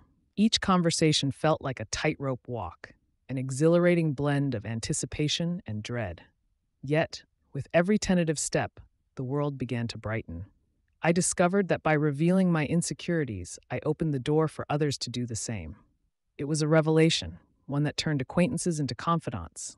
We gathered in small circles, sharing our strangest dreams and deepest fears, crafting a tapestry of experiences that illuminated our shared humanity. However, the winds of change also swept in resistance. Not everyone embraced this newfound vulnerability. There were whispers, raised eyebrows, and sometimes outright hostility. With every negative glance, a part of me wanted to retreat, to shield myself from the storm of judgment. But then I remembered the little girl who found strength in her dreams. I could almost hear her graceful footsteps echoing in my mind, urging me to stand firm amidst the chaos. I understood that my journey was not solely about my own healing. It was a beacon for others trapped in shadows, whispering that it was okay to be human, to be imperfect. It was during one of those turbulent moments, when the unraveling of social acceptance peaked, that my true test of vulnerability emerged. A confrontation with a classmate, someone who had always taunted me, turned into a defining moment. Standing up for myself in that instance felt like stepping off a cliff, the ground beneath me disappearing into nothingness. "This is who I am," I declared, my voice steady and resonant. It was a risk, a choice to bare my soul before a sea of uncertain faces. But in that space, I felt liberated, as if the very act of sharing my scars had birthed a newfound resilience. The tension in the room shifted. An understanding hung in the air, fragile yet palpable. As I stood there, the thought struck me. Vulnerability was not just about exposing my softness.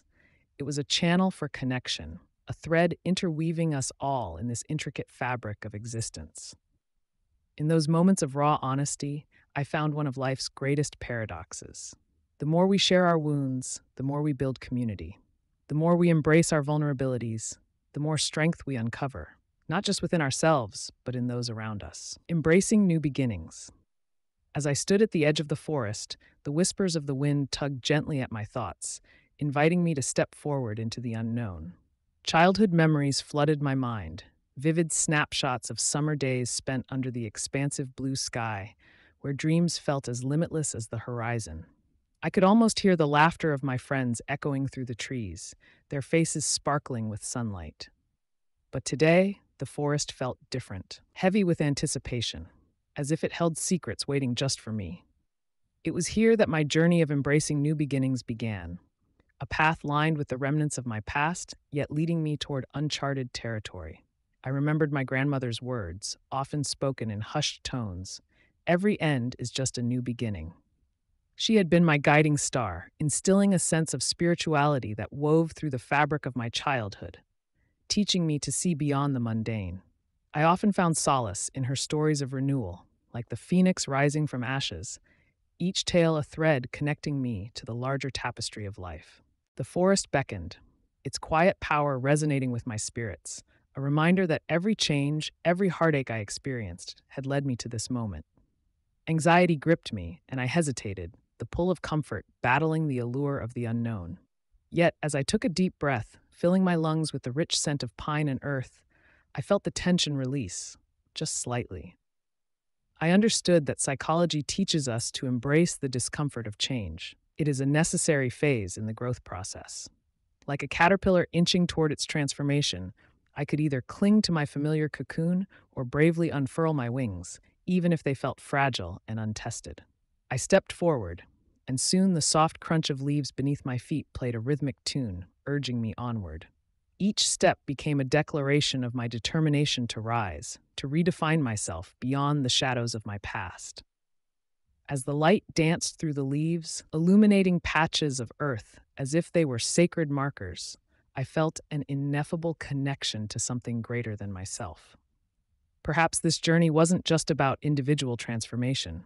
It was about awakening to a collective experience, an understanding that we all held pieces of one another's stories. Yet I couldn't shake the nagging worry that had crept in with the waning light.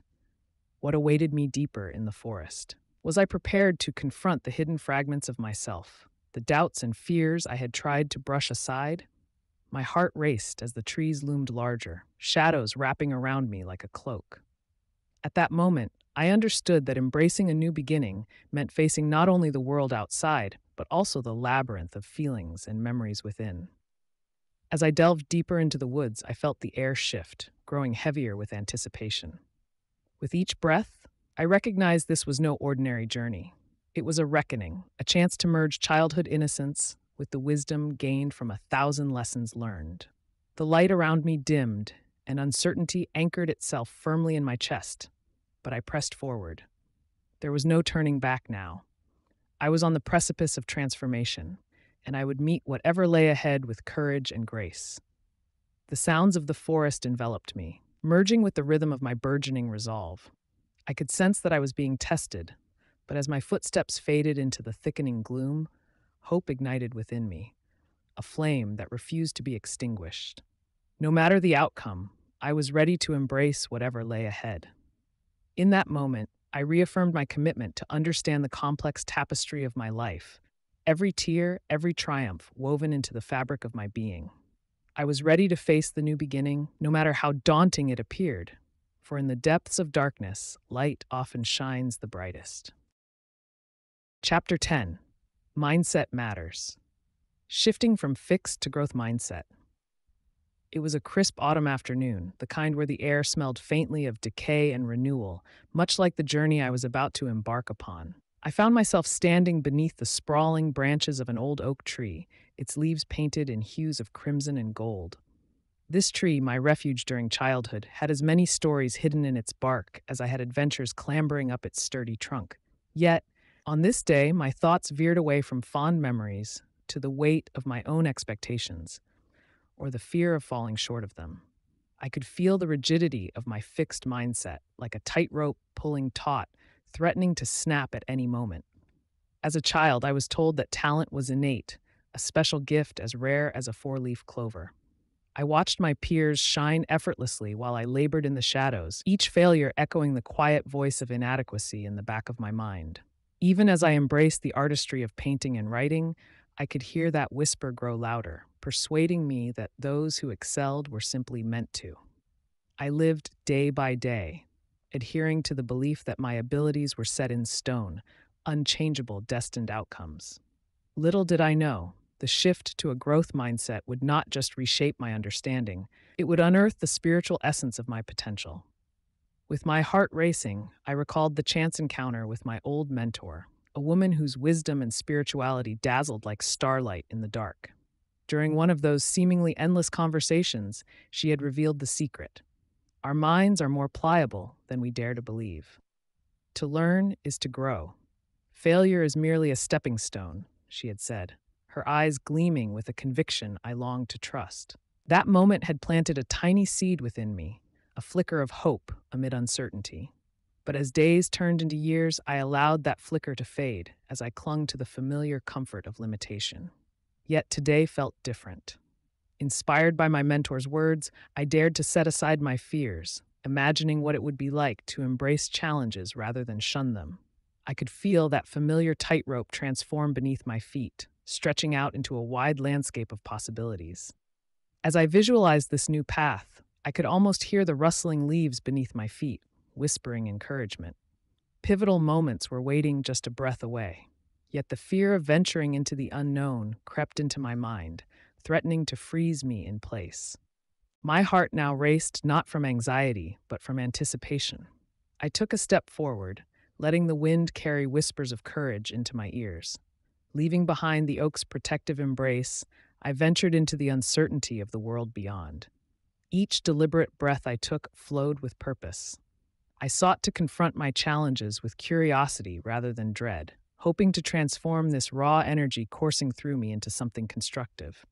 In the coming days, transforming my beliefs wouldn't be easy. The journey would test my endurance, but I was finally willing to engage. But just as I caught a glimpse of the horizon's dawn, signaling the potential for transformation, a sudden storm brewed within me. Memories of my failures surged forth, crashing like waves against my newfound resolve. What if I stumbled again? What if I lost more than I gained? Doubt swirled in my mind like dark clouds, and as I took another step, I felt the ground beneath me quiver, almost as if it shared my trepidation. Would I return to the safety of static belief, or could I brave the tempest for a taste of growth? I stood at the threshold, where the past met tantalizing possibility. I could feel the tug of the familiar behind me, but a flicker of potential ignited in my chest. The oak tree loomed large in my mind, but perhaps it was time I became my own sturdy branch, reaching toward the sky. The storm within me had now transformed into a hurricane of yearning, begging me to decide.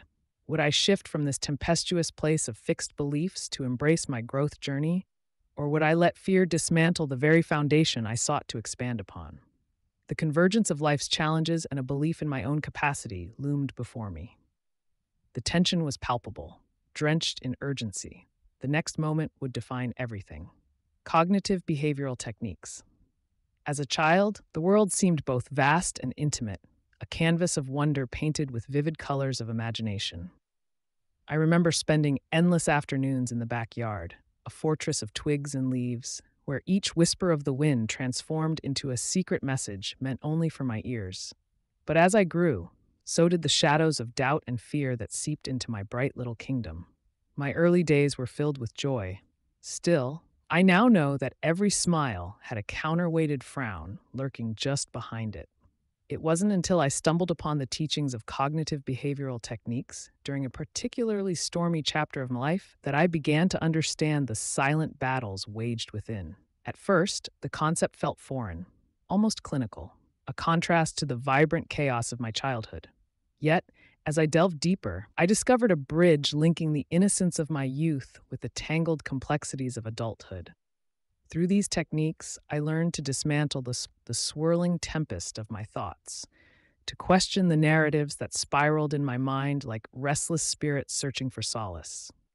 On one rainy evening, while wrapped in a cocoon of blankets, I stumbled upon a journal entry from my youthful self, filled with dreams untainted by the harshness of reality.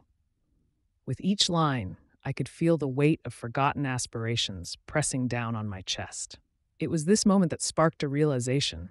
The thoughts that clouded my present day were often no more than fleeting shadows of my past.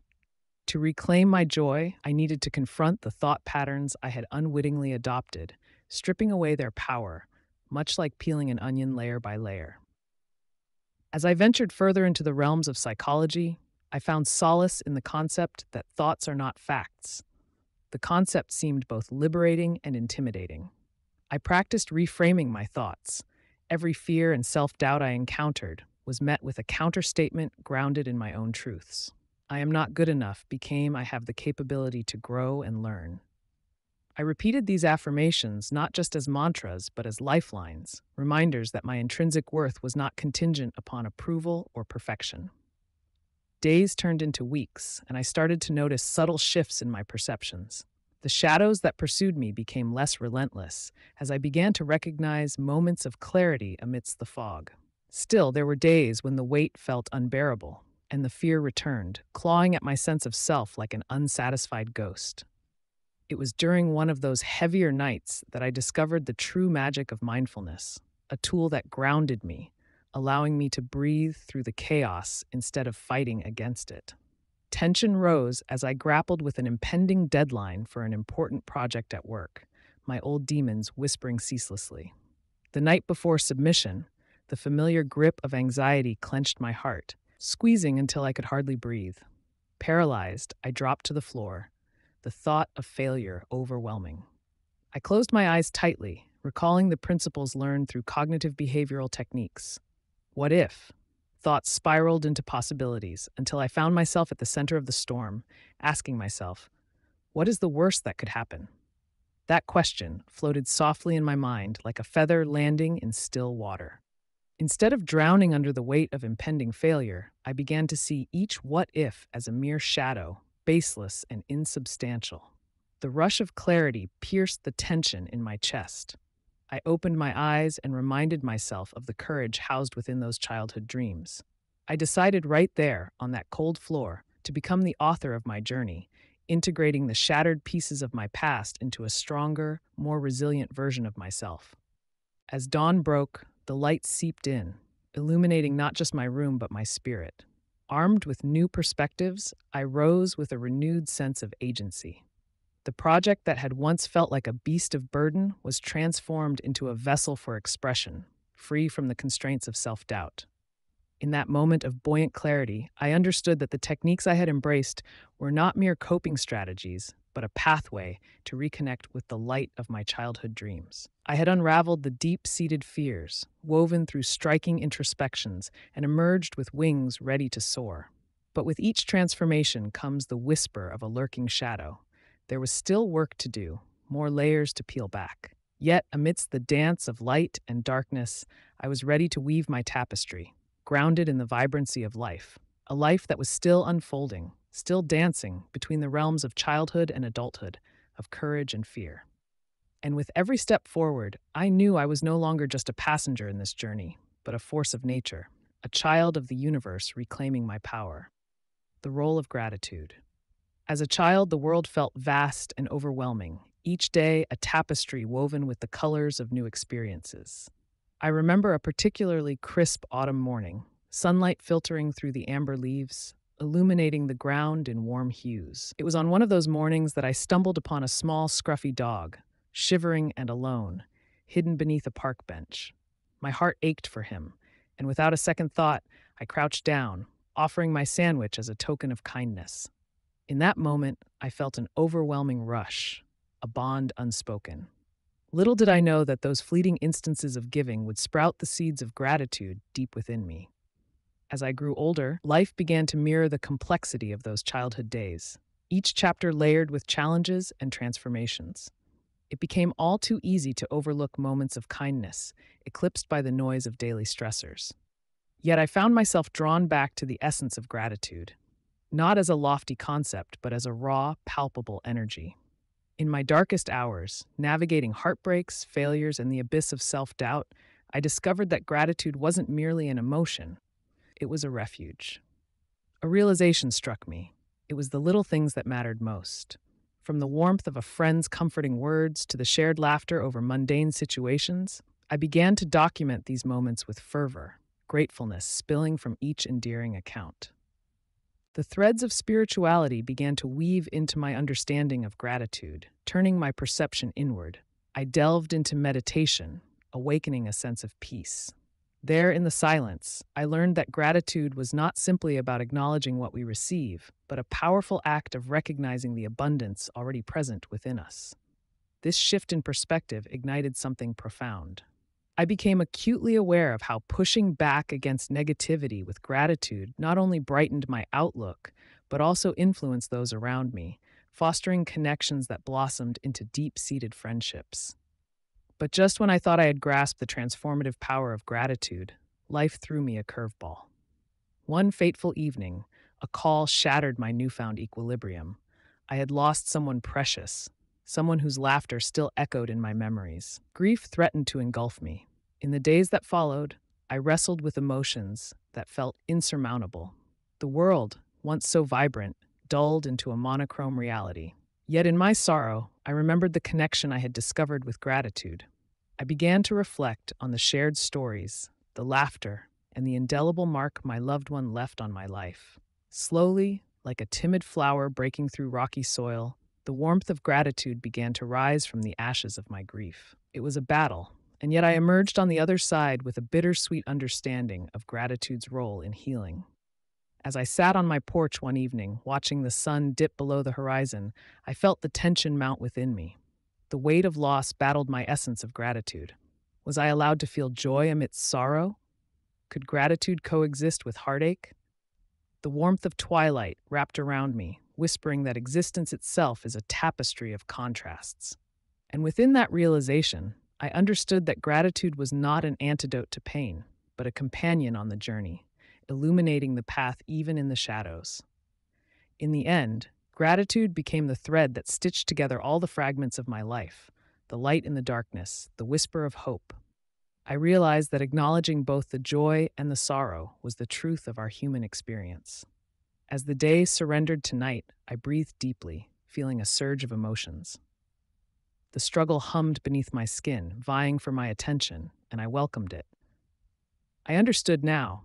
Gratitude is a choice amidst chaos, an unyielding anchor as life ebbs and flows. As the stars began to twinkle above, I held in my heart the blend of pain and beauty, assembling a new understanding of what it truly means to live with gratitude. Chapter 11: Resilience and Creativity. The Therapeutic Power of Art. As a child, I would often retreat into my own world, where colors danced and shapes sang. My crayons were my companions, and the pages of my sketchbook my canvas of dreams. In those moments, the chaos of family life dimmed into a whisper, replaced by a symphony of vibrant hues. Art was more than a pastime, it was my sanctuary. I would lose myself for hours, creating sprawling landscapes of imaginary worlds where I could be anyone, do anything. Looking back, I realize how these moments not only provided my young mind with solace, but also became the roots of my journey toward understanding the profound relationship between creativity and healing. Years later, I found myself sitting across from a therapist in a sterile office, prescribed by a life that had taken an unexpected turn. My adult struggles clashed with the purity of that childlike joy I once knew, leaving shreds of anxiety and uncertainty in their wake. The therapist, armed with her qualifications and optimism, suggested art therapy. I was hesitant at first. Surely, splattering paint wouldn't untangle the mess that was dwelling in my mind. Yet, as the fear of vulnerability slowly ebbed away, I found myself gripping a brush as if it held the key to my past. With each stroke, I began to unearth emotions long buried beneath the facade I had constructed.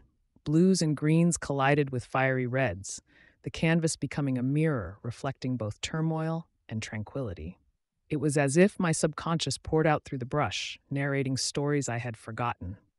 The act of creating stirred a long-dormant spirituality within me, a connection to something greater than myself that blossomed amidst the chaos. I was creating not just art, but a bridge back to the innocent joy of my youth. As the colors blended and formed, I began to comprehend the intricate relationship between artistry and healing, how art could serve as a powerful conduit for understanding one's inner self. But it wasn't the beauty of what I was creating that struck me most. It was the realization of what I was confronting. Each layer of paint gave voice to my fears, my hopes, my unexpressed beauty and pain. One evening, as I dipped my brush into gold paint, I felt an awakening, a rush of emotions that spiraled through me like a storm. Why was I so afraid of feeling? I had allowed the dullness of routine to quiet the vibrant child within me. As tears streamed down my face, intertwining with strokes of gold, I had an epiphany. Art was not merely a reflection of my soul, but a healer, a confidant that whispered truths long kept hidden. As the weeks passed, each session became a confrontation, stretching my comfort zones as I dug deeper into shadows I had been avoiding.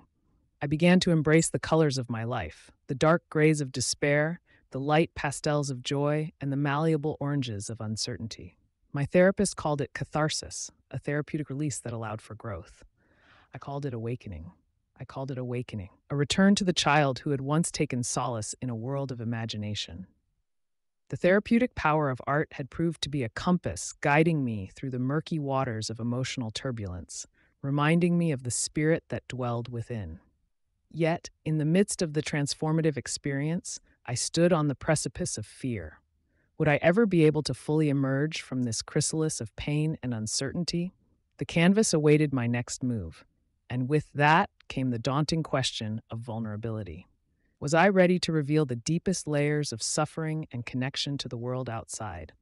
As I prepared to take the plunge, I felt the weight of every unexpressed word, every unshed tear reach a boiling point. I closed my eyes and took a deep breath, painting furiously as the tension inside me built to a crescendo, poised to spill over into the creation of something raw and real.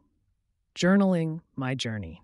As I sat on my bedroom floor, surrounded by chaos, scattered clothes, half opened books, and posters clinging to the walls like memories, I felt an inexplicable urge to put pen to paper. My journal, a tattered relic of my childhood, lay open in front of me, its pages inviting yet intimidating. The soft, worn cover felt familiar, offering a promise that within its pages I would find solace, clarity, and perhaps a piece of my soul that had been missing. I remembered writing about everything: intricate dreams intertwined with reality, hopes that floated like dandelion seeds in the wind, and fears that shadowed my youth like a relentless specter. From an early age, I learned to pour my thoughts onto the blank canvas, like colors splattering against a white wall, creating meanings only I could decipher. Each entry was a snapshot of my evolving mind, an archive of who I was and who I wished to become. Spirituality, with its enigmatic allure, crept into my writings as I navigated the nebulous corridors of childhood. I mused about the universe's whispers that sometimes felt like a soft caress of the divine, urging me to discover the hidden pathways of existence. As time unraveled, I began to see my journal not merely as a diary, but as a sacred space where psychology intertwined with spirituality, where every thought could blossom into a revelation. But as I delved deeper, I began to unearth tangled emotions I had buried beneath layers of pretense. Writing became cathartic, a mirror reflecting my struggle with self-identity and the shadows of my past haunting my pursuit of enlightenment. I oscillated between joy and despair, hope and uncertainty, pouring all into the ink-stained pages. The words morphed into symbols of my resistance, a counterbalance to the weight I felt in my heart.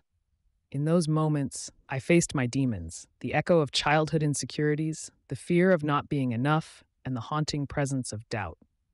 This journey was not solely about self-discovery. It was a battle, a confrontation with the aspects of myself I long tried to ignore. Each entry built upon the last, leading me towards epiphanies veiled in anxiety. It was within the rhythmic flow of my thoughts that I encountered the intricacies of human nature. Ultimately, the journaling experience beckoned me to embrace vulnerability, to open the door to my psyche gently.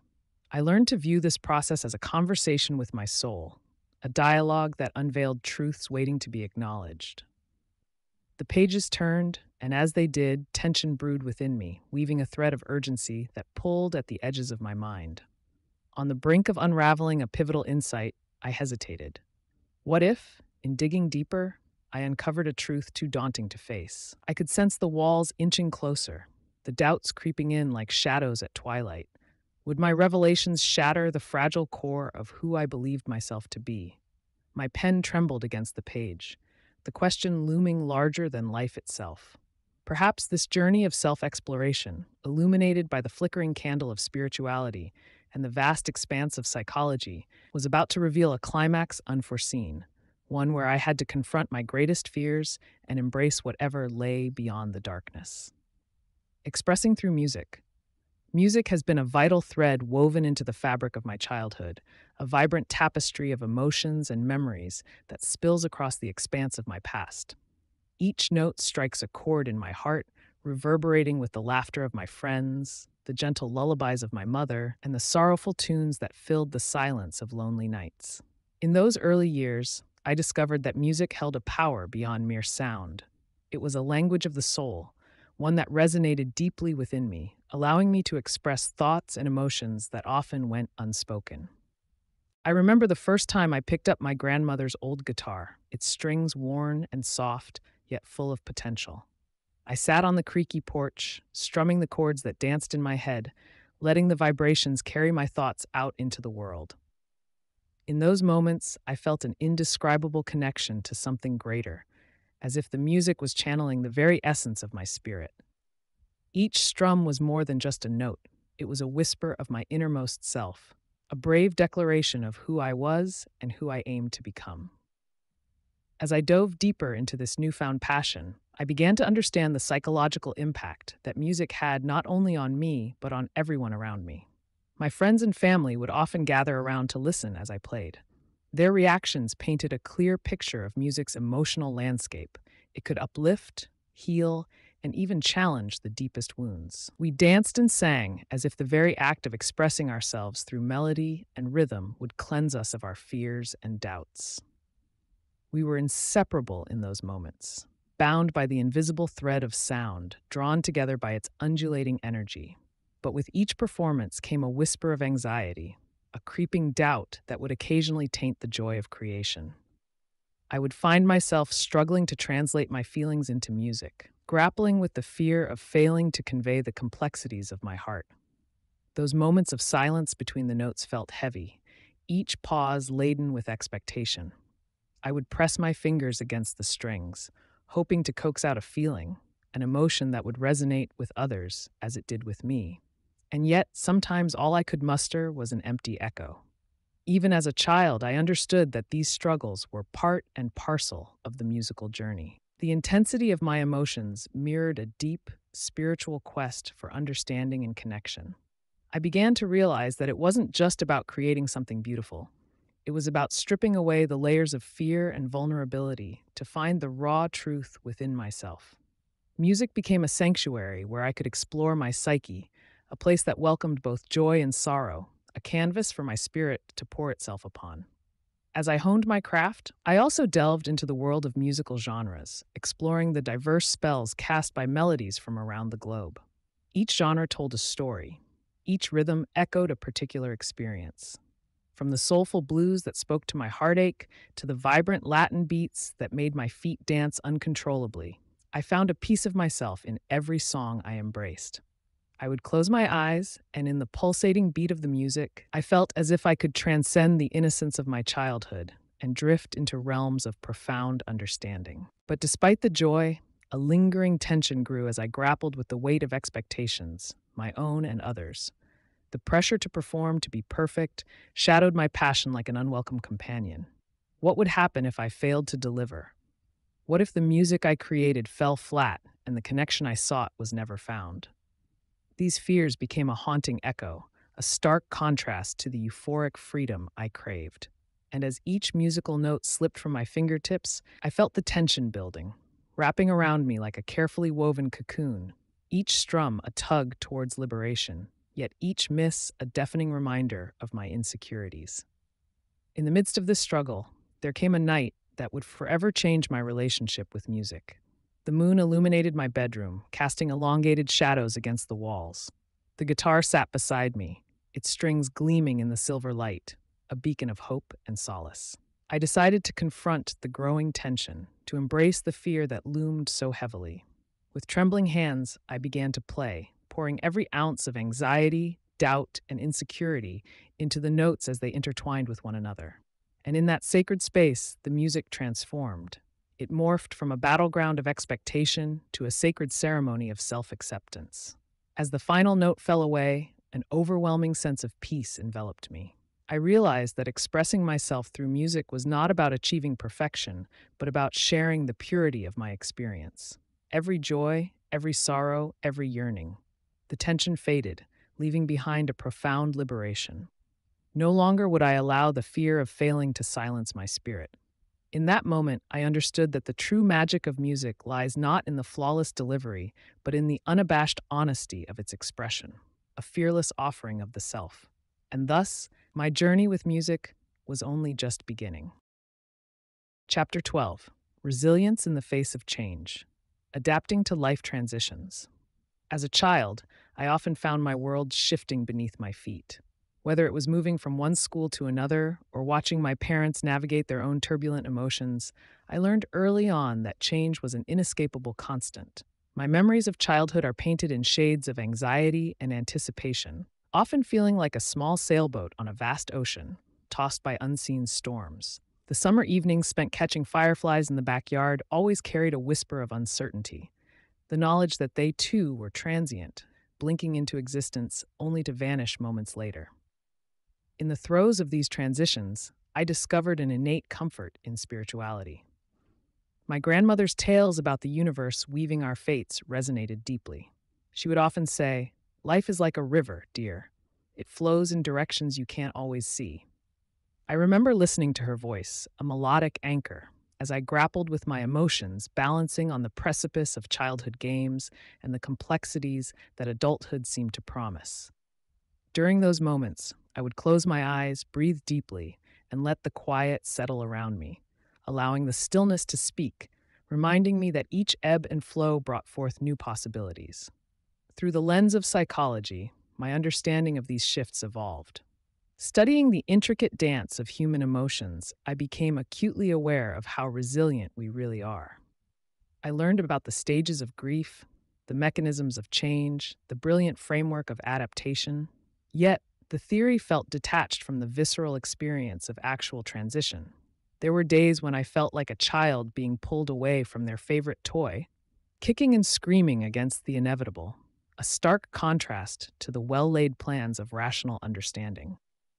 As I began to navigate my own path, the tension grew, and I felt emotions pull me in conflicting directions. In moments of doubt, I would find myself walking in nature, letting the whispers of the wind remind me that even the strongest trees had once been seedlings, buffeted by storms but ultimately rooted in the earth. Yet with each transition, there came a creeping fear, a relentless undertow, urging me to retreat into the familiar shadows of comfort. It was this tension, this constant battle between fear of the unknown and the allure of growth that defined my journey. As life forced me to pivot time and again, I found that embracing the discomfort was the key. The clarity that emerged was nothing short of profound. Every time I stood at the edge of what felt like an abyss, I'd remind myself that each leap of faith carved the path ahead. But just as I began to find solace in this dance, a monumental change loomed on the horizon, one that would test everything I had learned about adaptation, spirituality, and the resilience of the human spirit. The comfort zone trap. As a child, my world felt boundless, even though I was tucked safely within the familiar walls of my home. I remember the vibrant colors of the autumn leaves swirling in the crisp air, a spectacle that fueled my imagination. My comfort zone was a fortress built around routine: school, home, soccer practice, and weekends filled with cartoons. It was cozy, predictable, and uncomplicated. Yet beneath the surface of that childhood comfort, I couldn't shake the feeling that something was waiting just beyond the boundaries I'd drawn. Years went by, and the fortress expanded, ironically, to confine me even more. Each year wrapped around me like a tightening noose, woven from the threads of expectation, fear, and the allure of the known. At school, I sought the approval of friends and teachers, not realizing that every compliment and nod of affirmation pushed me deeper into a space where risk was deemed unacceptable. In a bid for spiritual peace, I latched onto rigid teachings that celebrated sameness over exploration, drowning in a sea of dogma while the waves of potential crashed around me. It wasn't until a random encounter with an old friend that I began to see the cracks in my carefully constructed walls. He spoke passionately about traveling to far-off places, of tasting foreign cuisines, and wielding the lightness of spontaneity. I found myself drawn to his words. They stirred something within me, an unexplainable longing that whispered of freedom hidden behind my comfort zone. That day, I made a pact with myself to unstick the glue that held me in place, yet the looming question persisted. Was it safe to venture beyond what I knew? As the days turned into weeks, the liquid possibility of change twisted in my gut. I was both exhilarated and terrified. Each attempt to step outside my comfort zone felt like a betrayal of the childhood safety I had so clung to. Friends noticed the shift in me. They either encouraged me or warned me against it. Why take the risk? They would say. But there was something deeper gnawing within me, a grave realization that staying snugly in my comfort zone wasn't just an option, it was a trap. My internal struggle crescendoed one fateful afternoon. I sat alone at a cafe, nervously tracing the rim of my cup, contemplating a bold decision that had been gnawing at my thoughts. Suddenly, an overwhelming urge surged through me, the need to confront my fear of the unknown. I looked around, observing the lives unfolding around me. Laughter, connections, experiences I had denied myself in the name of comfort. The weight of my inaction bore down like a stone, and at that moment, I knew I had to leap. I took a deep breath, heart racing, and shot a message to my friend, "Let's book that trip."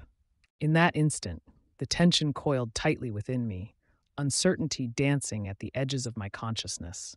Could I embrace the myriad possibilities that lay just outside?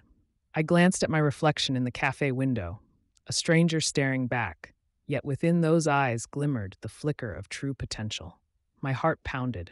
I was standing at the precipice of something raw and authentic.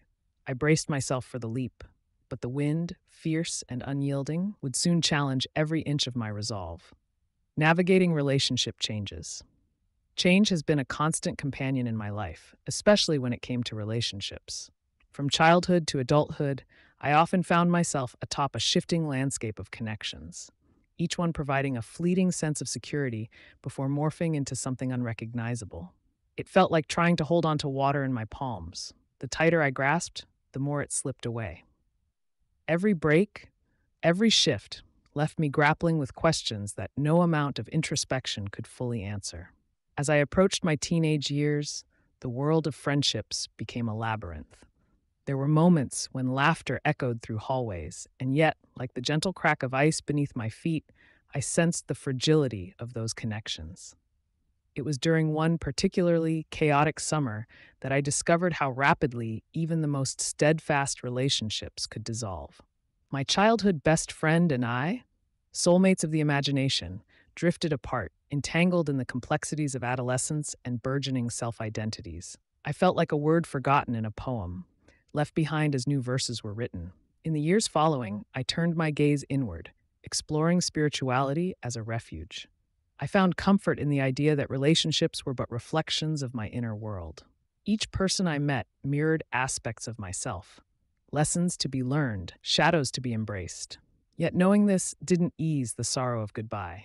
Letting go became an act of faith, one laced with the understanding that to change is to grow, even when growth is painful. Years later, I stood face to face with a new challenge, my first serious romantic relationship ending abruptly.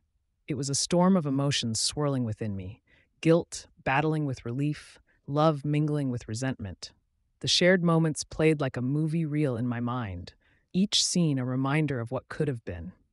In those moments of solitude, I sensed a deeper truth emerging, a realization that every ending was not simply a void, but a gateway to new beginnings. I thought of the friendships that had come and gone, the family ties that had frayed, and I began to see a pattern. Navigating relationships was akin to navigating life itself, a constant state of ebb and flow. It was one rainy afternoon, while rummaging through an old box of letters and photographs, that I stumbled upon a piece of my past, a postcard I had received from my friend during the summer of our separation.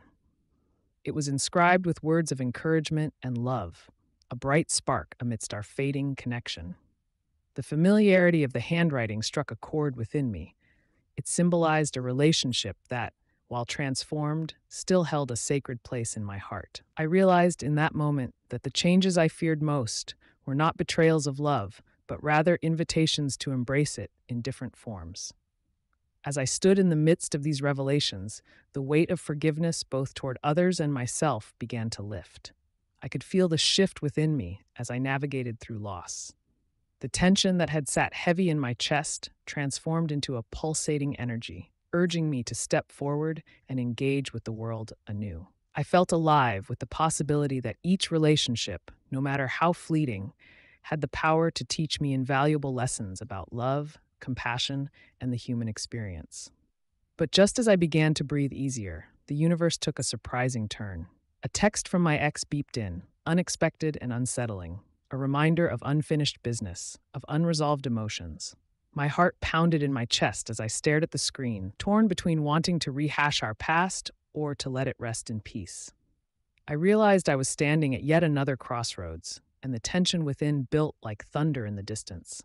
In that instant, I was reminded that navigating relationship changes was a continuous cycle of endings and beginnings, a dance where steps could easily lead me to the edge.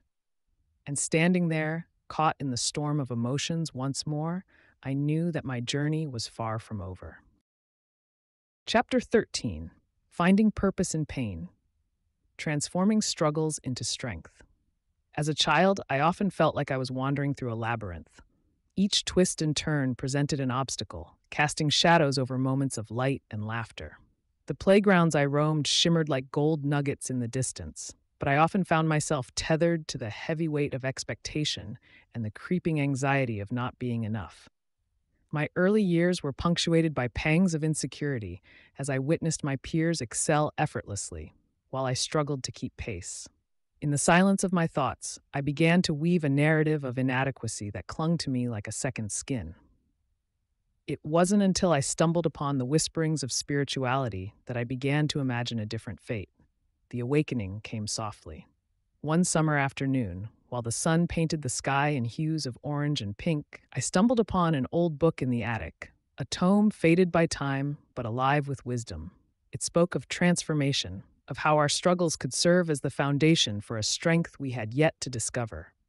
Intrigued, I read about the alchemy of hardship and how it wove resilience into the fabric of our being.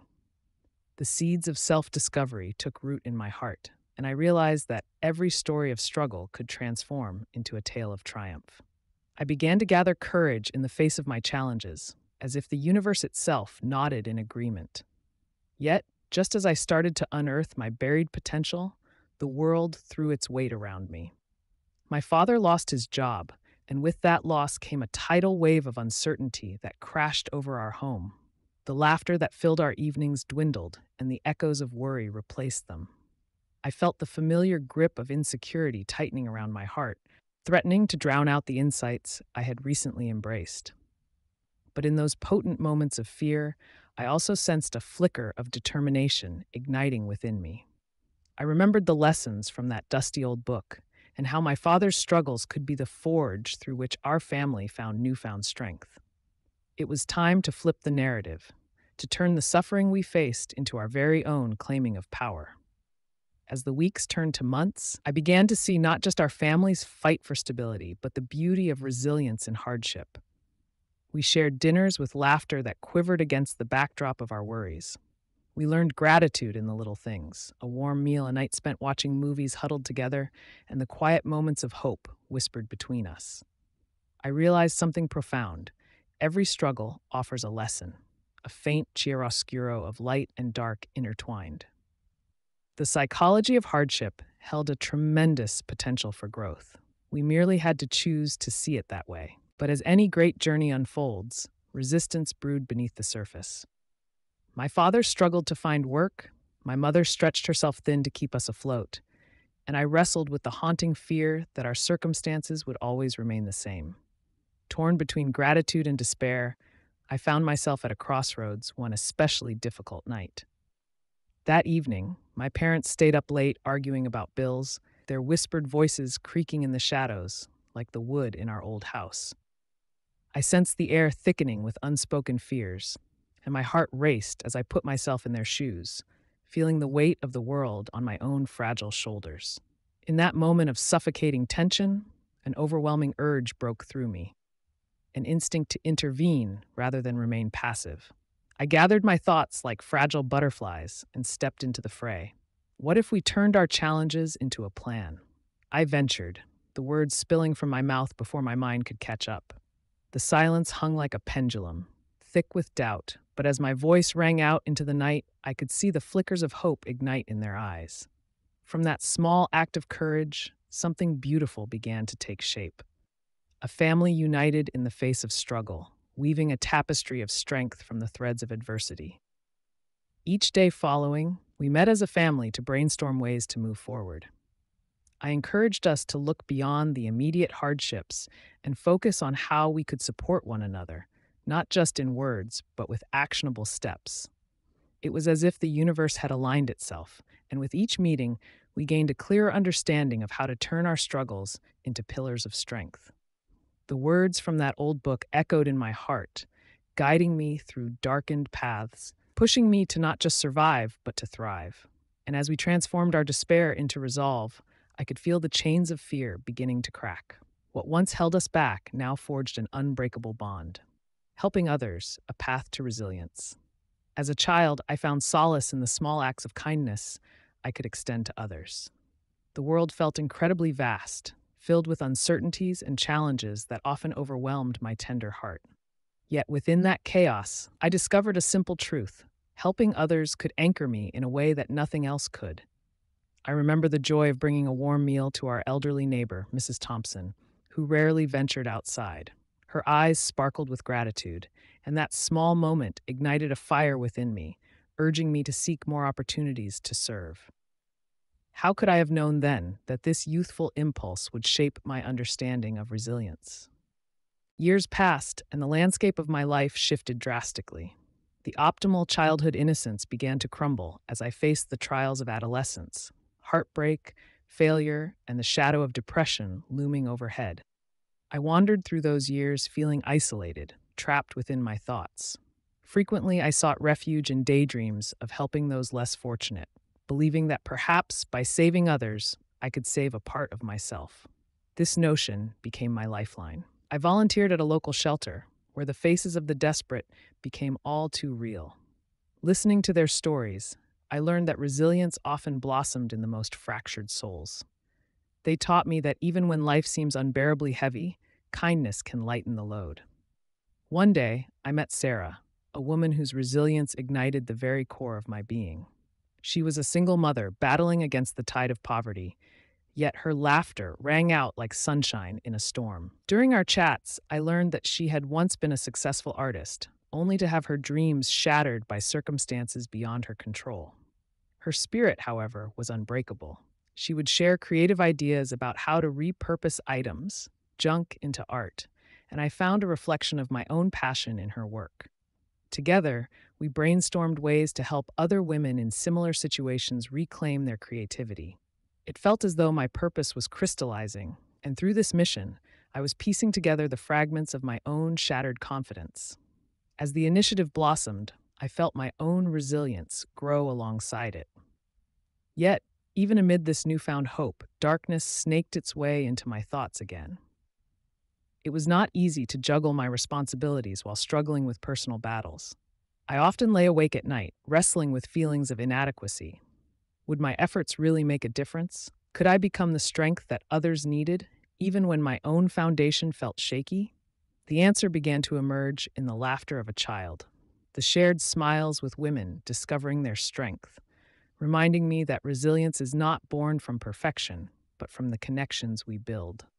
But just as I embraced this understanding, a storm was brewing, one that would test my resolve in ways I never expected. Then the news came. Sarah had been hospitalized. A life-threatening illness had taken hold, and I felt the grip of panic clutching my chest. In a moment, I was back to being that helpless child, drowning in uncertainty. How could I support others when I was trembling on the brink myself?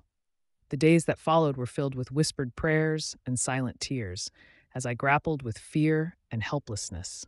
The resilience I had found in helping others felt distant, overshadowed by this new turmoil.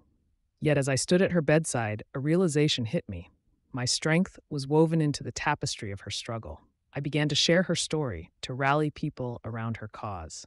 It dawned on me that sometimes we must lean on the resilience of our community to find our way back to ourselves. In that shared vulnerability, I discovered a power so raw and genuine. Together, perhaps we could turn despair into hope. The legacy of resilience. As a child, I often found myself in the shadowy corners of my imagination, crafting stories of heroes and epic battles. The world outside my window felt distant, often tough, but I found solace in the fantastical worlds I spun. In my small apartment, my family struggled, but we wove our resilience into everyday life. I remember my mother's fierce determination, her spirit as unyielding as steel, even as the weight of poverty rested upon her shoulders. She would sit at the kitchen table, her hands wrapped around a chipped mug of tea, contemplating bills that would never add up while whispering affirmations into the air, reminding us that hope was our greatest ally. Childhood resilience took root in the simplest of joys: a shared laugh, a good book, or the warmth of the sun on our faces. These moments were sacred, like pieces of a puzzle that held my fragmented heart together. I once read about a seed that, when buried beneath layers of earth, fought its way through darkness to reach for the light. I felt like that seed, pushed into the depths of uncertainty, yet propelled by an unseen force toward the surface. My spirit, though fragile, found strength in the support of my family, friends, and curiously, in the whispers of spirituality that began to cradle my heart during quiet moments of introspection. As I encountered life's challenges, bullying in school, the fear of failure, the ache of loss, I began to realize that resilience was not merely a trait, but a legacy. The psychology of survival was etched into the very fabric of my being, and I was learning to navigate the complex emotions that came with each hurdle. I clung to an idea that began to crystallize in me amid the chaos, that every setback was an invitation to rise, stronger and wiser. I skated through the hallways of my school like a bird on the wind, fueled not just by hope, but by the primal instinct to thrive. Yet as the tension of adolescence tightened its grip, I felt the faint whispering fear that one day I might not be strong enough to resist the weight of it all. During those turbulent teenage years, spirituality became both a refuge and a reckoning. I spent hours lost in the dusty pages of philosophy books and sacred texts, finding comfort in the stories of those who had transformed their pain into purpose.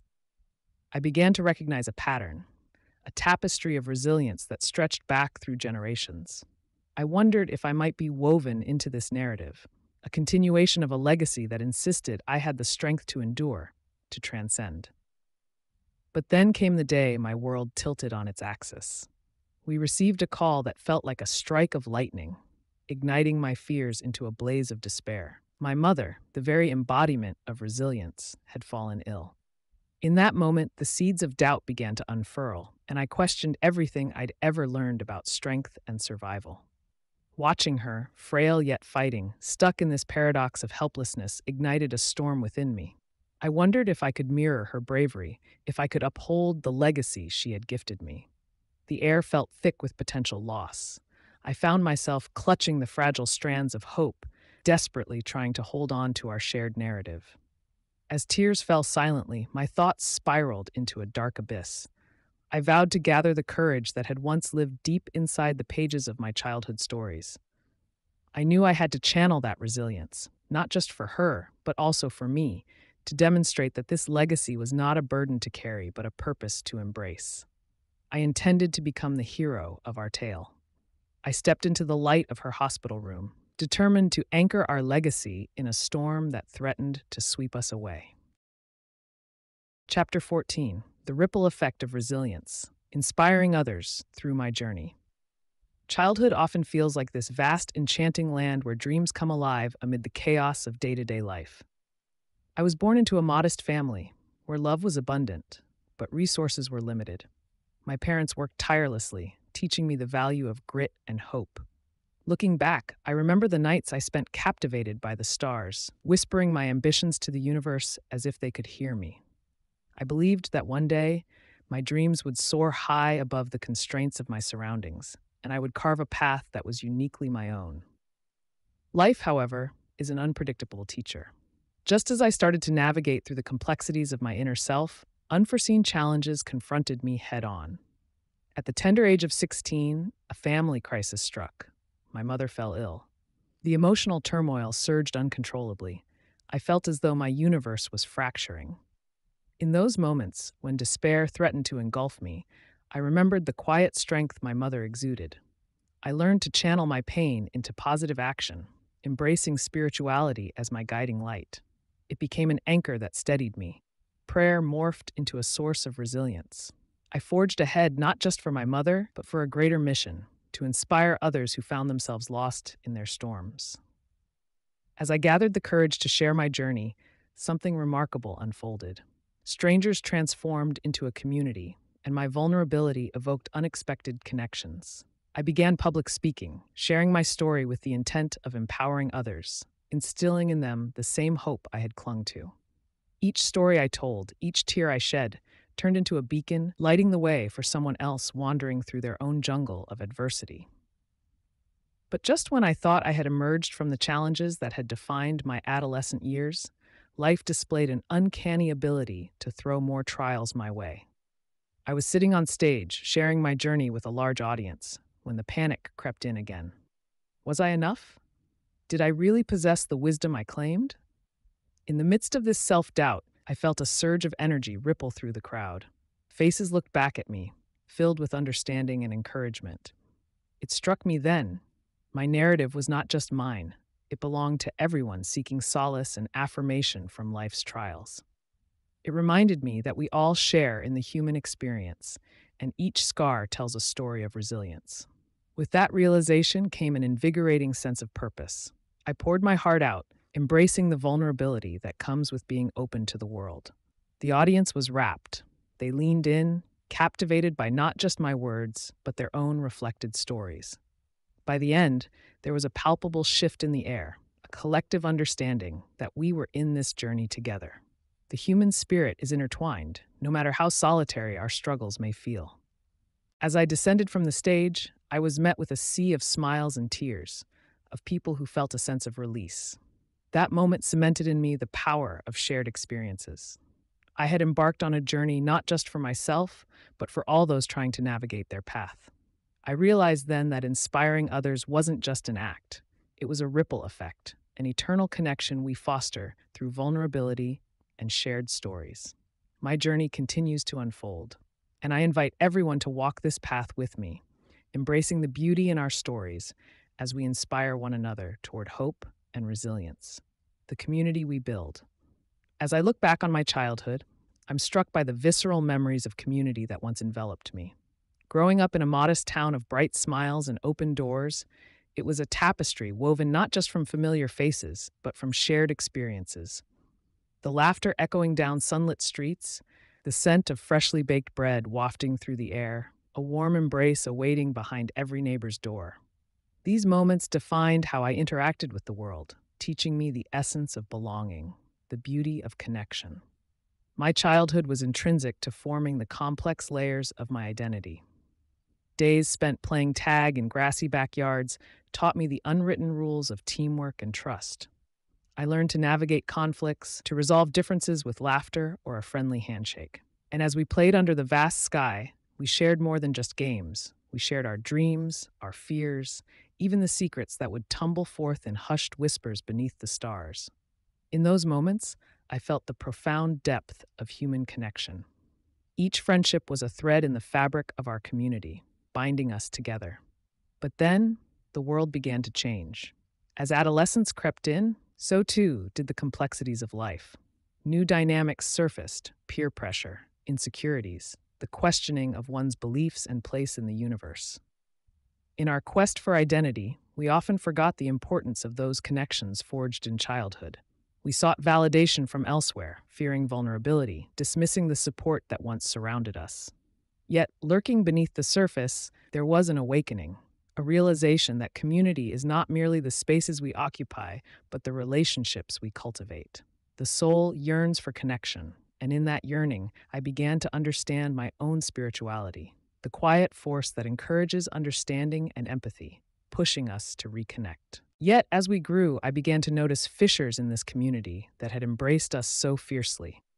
Gossip crept like weeds, poisoning the once fertile ground. Differences that might have once been embraced now ignited shadows of judgment and misunderstanding. Friends became distant strangers. The laughter that had echoed down our streets was replaced with an eerie silence, a silence heavy with unspoken grievances. It was as if the very heart of our community was slowly pulsating towards a stillness that rendered it numb. Psychologically, I found myself grappling with the disappointment of seeing my beloved community fracture. I internalized the chaos, trying to make sense of the discontent. My longing to connect wrestled with an insatiable fear of rejection. Each unreturned smile felt like a brick laid into a wall, and just when I thought I had figured it all out, who I was supposed to be within this framework, life tossed me yet another curveball. A chance encounter in a dimly lit cafe brought into sharp focus the truth that sometimes our greatest growth necessitates a reckoning with the very communities we thought we understood. One rainy evening, a chance conversation with an elderly woman named Agnes sparked a fire within me. Agnes, with her deep-set, twinkling eyes, whispered wisdom earned through years spilled into stories of her past. She spoke of the strength found in vulnerability, the resilience of rebuilding when all hope seems lost. That night, as raindrops danced on the window pane, I felt an ember of hope ignite within my heart. Perhaps, just perhaps, I could be a catalyst for change. Fueled by Agnes's insights, I reached out to old friends. I organized gatherings in our once vibrant town square, sharing our stories over steaming mugs of cocoa. The initial hesitance cracked as we began to speak, truly speak, about our fears, our grievances, and most importantly, our profound need for connection. Each shared story chipped away at the ice that had encased us, revealing the warmth of understanding that lay beneath. But just as the tendrils of hope began to blossom, a storm brewed on the horizon, an unexpected revelation that threatened to unravel everything. Days before our community gathering, whispers of a betrayal reached my ears. A longtime member had been circulating rumors that could devastate relationships, the very threads binding us together. The weight of this knowledge bore down on my spirit, and I was faced with a choice. Should I allow this darkness to overshadow the light we had just begun to nurture, or should I confront it head on? The tension was palpable, wrapping itself around my heart like an iron shackle. My knees shook at the thought of addressing the community, yet deep within me, I felt the pull of responsibility. As our gathering approached, I ruminated on the complexities that made up the people standing in that square, their lives interwoven with threads of hope, fear, trust, and betrayal. It wasn't merely about exposing the darkness, but illuminating a path for understanding and forgiveness. To look around and really see the faces of those I had once cherished, only then could we reclaim the spirit of community that meant so much to all of us. As I stepped up to speak, the words trembled on my lips, a soft light piercing through the gathering dusk, ready to cast away the shadows. The impact of resilient minds. As a child, I often felt like I was wandering through a labyrinth of emotions, a swirling storm in a teacup. I remember the first time I faced a setback, the world around me darkening as my mother's words echoed in my mind. Life is not about what happens to you, but how you choose to respond. At that moment, I had no idea what she truly meant, but I sensed that her wisdom would serve me well on this unpredictable journey. Growing up, I observed how those who wore their wounds like badges of honor often came out stronger. I recall a summer spent at my grandmother's house, where I overheard adults discussing the challenges of life, losses, disappointments, and heartaches.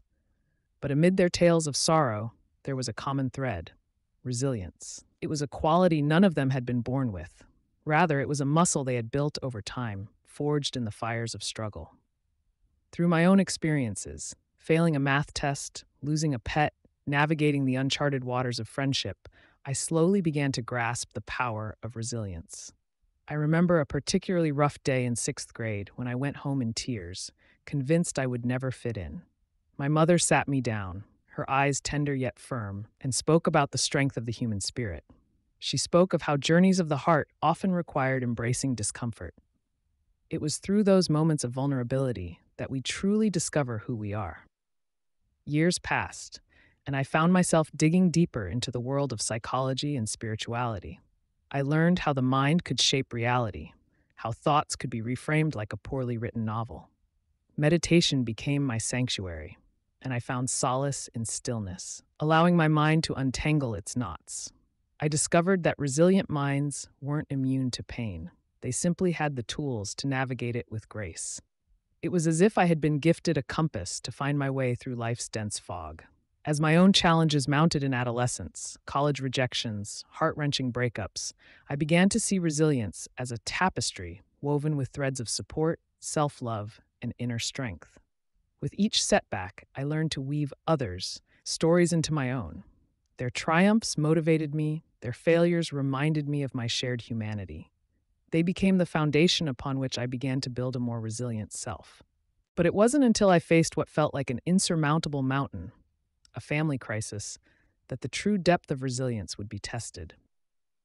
The air in our home seemed thick with dread as we navigated grief and uncertainty. It was during this time that I recalled our family mantra: in every storm, seek the rainbow. I watched my family rally together, little acts of kindness forming a protective cocoon around each of us. We learned to lean into each other, to embrace our shared vulnerabilities. In those gut-wrenching days, I discovered that resilience doesn't mean bearing the burden alone. Rather, it's about reaching out and offering your heart to others. It's the remarkable act of holding space for someone else while they walk through their own shadows. I learned that healing doesn't follow a linear path. It ebbs and flows, much like the tides. And as we found stability amidst chaos, we began to bloom, a little brighter, a little stronger. Yet, beneath the layers of growth and introspection, I found myself grappling with a question that snagged at the edges of my consciousness. What happens when resilience becomes armor? I couldn't shake that thought as I watched others around me struggle, their facades of strength cracking just beneath the surface. Were we truly resilient, or were we simply surviving? As I wrestled with this notion, I felt a wave of tension build within, as if the universe were holding its breath, waiting for me to uncover something that could change everything. Chapter 15. The Journey Continues. Embracing Lifelong Learning. As a child, I remember the thrill that washed over me each time I flipped through the pages of a book. The illustrations danced in vibrant colors, and the words beckoned me into worlds I had never before considered. I would lose track of time, captivated by the stories, the journeys, and the characters that became part of my very fabric. In those moments, I wasn't just reading, I was learning about courage, empathy, love, and the complexities of human nature. It was as if I was attending an unending class in the school of life, where every turn of a page was a lesson, a spark igniting my spirit. Yet, as I transitioned into adolescence, the enchanting glow of books dimmed under the hum of everyday responsibilities. The pursuit of knowledge felt burdensome, more like an obligation than a joy. I became entwined in the hustle of school, grades, and expectations, losing sight of the wonder that had once fueled my thirst for learning. I began associating education with a series of tests, a challenge to be conquered rather than an adventure to be embraced. It took years for me to realize that this was a narrowing of my perception, a cruel kind of tunnel vision that stifled my innate curiosity. Spirituality became intertwined with my renewed emphasis on lifelong learning. I started to approach each day as an opportunity to learn something new, not just intellectually, but also emotionally and spiritually. Meditation became my guide, allowing me to delve deeper into the richness of my experiences. I learned to observe my thoughts like clouds passing in a vast sky, creating space for curiosity instead of judgment. In doing so, I discovered profound insights about my fears, my aspirations, and the world around me. Psychology, too, played a pivotal role in this awakening. I immersed myself in understanding human behavior, motivations, and the intricacies of the mind. Books on cognitive science and emotional intelligence filled my shelves, and with each page turned, I felt layers of my previous ignorance peeling away. I learned that every encounter with another person was laden with lessons, each conversation a classroom unto itself.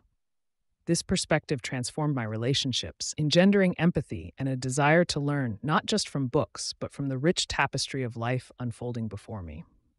However, the truest test of my commitment to lifelong learning emerged unexpectedly during a bustling market visit, where I encountered someone entirely different from myself. Their life experience, shaped by hardship and resilience, offered profound lessons about dignity and strength. Initially, I felt apprehensive, clinging tightly to my preconceptions. Yet, as our conversation unfolded, I sensed an awakening, a call to dismantle the walls I had erected around myself. With each shared story, tension mounted within me, the realization that to truly embrace lifelong learning, I must also embrace vulnerability and challenge my biases. Here I was, standing at the precipice of transformation, grappling with an unsettling truth, knowing that the path of growth is often fraught with discomfort. My heart raced as I recognized that it's in those moments of unease that the richest lessons lie hidden. I could feel the ground beneath me shift, the fabric of my understanding intertwining with threads of acceptance and humility. As I ventured forth into that vibrant market, I felt my heart expand with each new lesson learned, both from books and from the stories of the lives around me. The magic of lifelong learning wasn't merely about acquiring knowledge. It was about opening myself to the experiences of others, weaving their narratives into my own. And as I navigated the colorful stalls, I realized that this journey of endless education had just begun. Cultivating joy and peace. As a child, I often found myself wandering through the lush, sprawling meadows behind our house, where the sun dipped low in the sky, casting golden hues across the fields. It was there, in the embrace of wildflowers, that I discovered the language of joy. With every breath of fresh, crisp air, I let go of my worries, allowing the gentle rustle of the wind through the grass to serenade me into a state of uncomplicated peace. Those moments defined my early understanding of happiness, an unrestrained connection with nature that filled my heart with laughter and wonder. Growing older, I became increasingly aware of the complexities of life, the burdens of expectations, fears, and the relentless pace of modern existence crept in, diluting that childlike joy I once took for granted. In the chaos of adolescence, I sought answers in various forms. Books filled with philosophies, spiritual practices, and the burgeoning world of psychology. Each offered glimpses of peace, fragments of joy, yet none felt entirely complete. I learned through trial and error that the cultivation of joy is an inner garden. It requires time, patience, and a willingness to dig through the weeds of self-doubt and anxiety. In my quest, I stumbled upon the idea that joy can be nurtured through small, deliberate acts of presence. I began to embrace mindfulness, immersing myself in the simplest of tasks, sipping a hot cup of tea, savoring the aroma of fresh baked bread, or relishing the laughter shared with friends. Each moment became a brushstroke on the canvas of my day, a choice to cultivate happiness despite the noise outside. With time, I found solace in these rituals, understanding that peace isn't merely the absence of chaos, it is the presence of acceptance and gratitude in the face of life's challenges.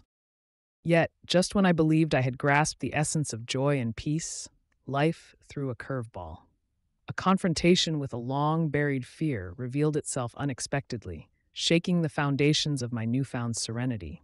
I stood at a crossroads, the past whispering memories of pain, forcing me to confront what I had tried to forget. The tension bubbled within me, threatening to engulf the very peace I'd worked so hard to cultivate. It was a pivotal moment, one that demanded authenticity over avoidance and deeper engagement rather than retreat.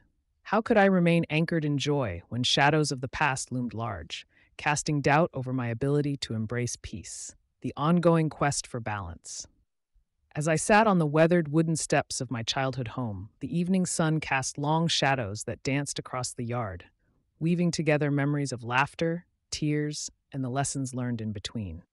Each evening felt like a ritual, one where I sought to piece together the fragments of my day, balancing the joys of youth with the looming uncertainties that had begun to coat my thoughts like a persistent fog.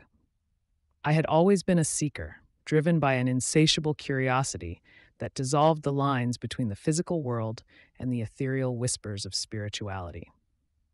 The garden, once vibrant with life, now seemed to mirror the internal struggle I confronted daily. Some days were filled with a radiant sun, illuminating paths I had yet to tread. Other days felt like a tempest, threatening to uproot the very ground beneath my feet. I would often reflect on the teachings of my grandmother, who had sensed my quest for balance even before I had fully grasped it. The power of grounding oneself in nature. "Find your center," she would say, her voice a soft melody amidst the cacophony of my teenage years, "for it is in the stillness that you will uncover your truth." In those moments, I longed for clarity, wanting to understand how to intertwine the psychological with the spiritual. How could I navigate the treacherous waters of adolescence while also embracing the divine connection I felt stirring within me? The concept of balance often felt elusive, a fragile equilibrium that shifted with my emotions, with every twist and turn in my life. Friends would chatter about their dreams, their inconsequential worries, while I found myself silently contemplating the cosmos, questioning the purpose of our existence and the fabric of reality itself. The tension escalated one fateful evening, the day I stumbled across an ancient book buried in the attic, its pages yellowed and brittle, tempting me with whispers of enlightenment. As I carefully flipped through its contents, I was drawn into a world that seemed to speak directly to my unease. Each word was a thread, pulling me into the labyrinth of my mind and spirit. I felt an electric charge in the air, a calling that resonated deep within me. It promised revelations, healings, and a deeper understanding of the inner workings of balance. But with every answer I uncovered, new questions flickered like shadows at the edges of my understanding, demanding attention. Was it possible to reconcile the conflicting dimensions of my existence? With every page turned, the weight of expectation loomed larger. friends and family, well-meaning yet oblivious, would praise my introspective nature, unaware of the storm that brewed beneath my surface. It was a constant dance on a tightrope. Each step toward intellectual and spiritual enlightenment threatened to plummet me into the chasm of self-doubt. The ink on the pages became smudged with the fingerprints of my anxiety, but as the night deepened, I began to glimpse something profound just out of reach. Between the lines, the text spoke of duality, the existence of light and darkness, joy and sorrow. Perhaps balance wasn't the absence of conflict, but the acceptance of it. I could no longer ignore the truth that to find harmony, I needed to embrace the tensions that defined my journey. This realization ignited something fierce within me, a spark of hope that flickered against the shadows of uncertainty. In that attic, surrounded by echoes of the past, I felt a concrete shift. My childhood quest for balance was evolving into something deeper, a call to embark on an odyssey that would reshape my understanding of who I was and who I could become. As the moonlight spilled into the room, illuminating the pages of the ancient book, I realized I was on the precipice of a revelation, and I was ready to dive headfirst into the complexities of my spirit. I took a deep breath, steadied myself, and turned the page, heart racing, eager to unravel what lay ahead. Thank you for joining me on this journey through the power of resilience, overcoming life's challenges. I hope that the stories and insights shared here have provided you with inspiration, tools, and a renewed sense of strength to face your own challenges. Remember, resilience is not a destination, but a continuous journey of growth, learning, and transformation. As you move forward, may you carry with you the lessons of resilience, spreading hope and strength to those around you. Keep thriving, keep growing, and remember, you have the power within you to overcome any challenge. Until next time, stay resilient.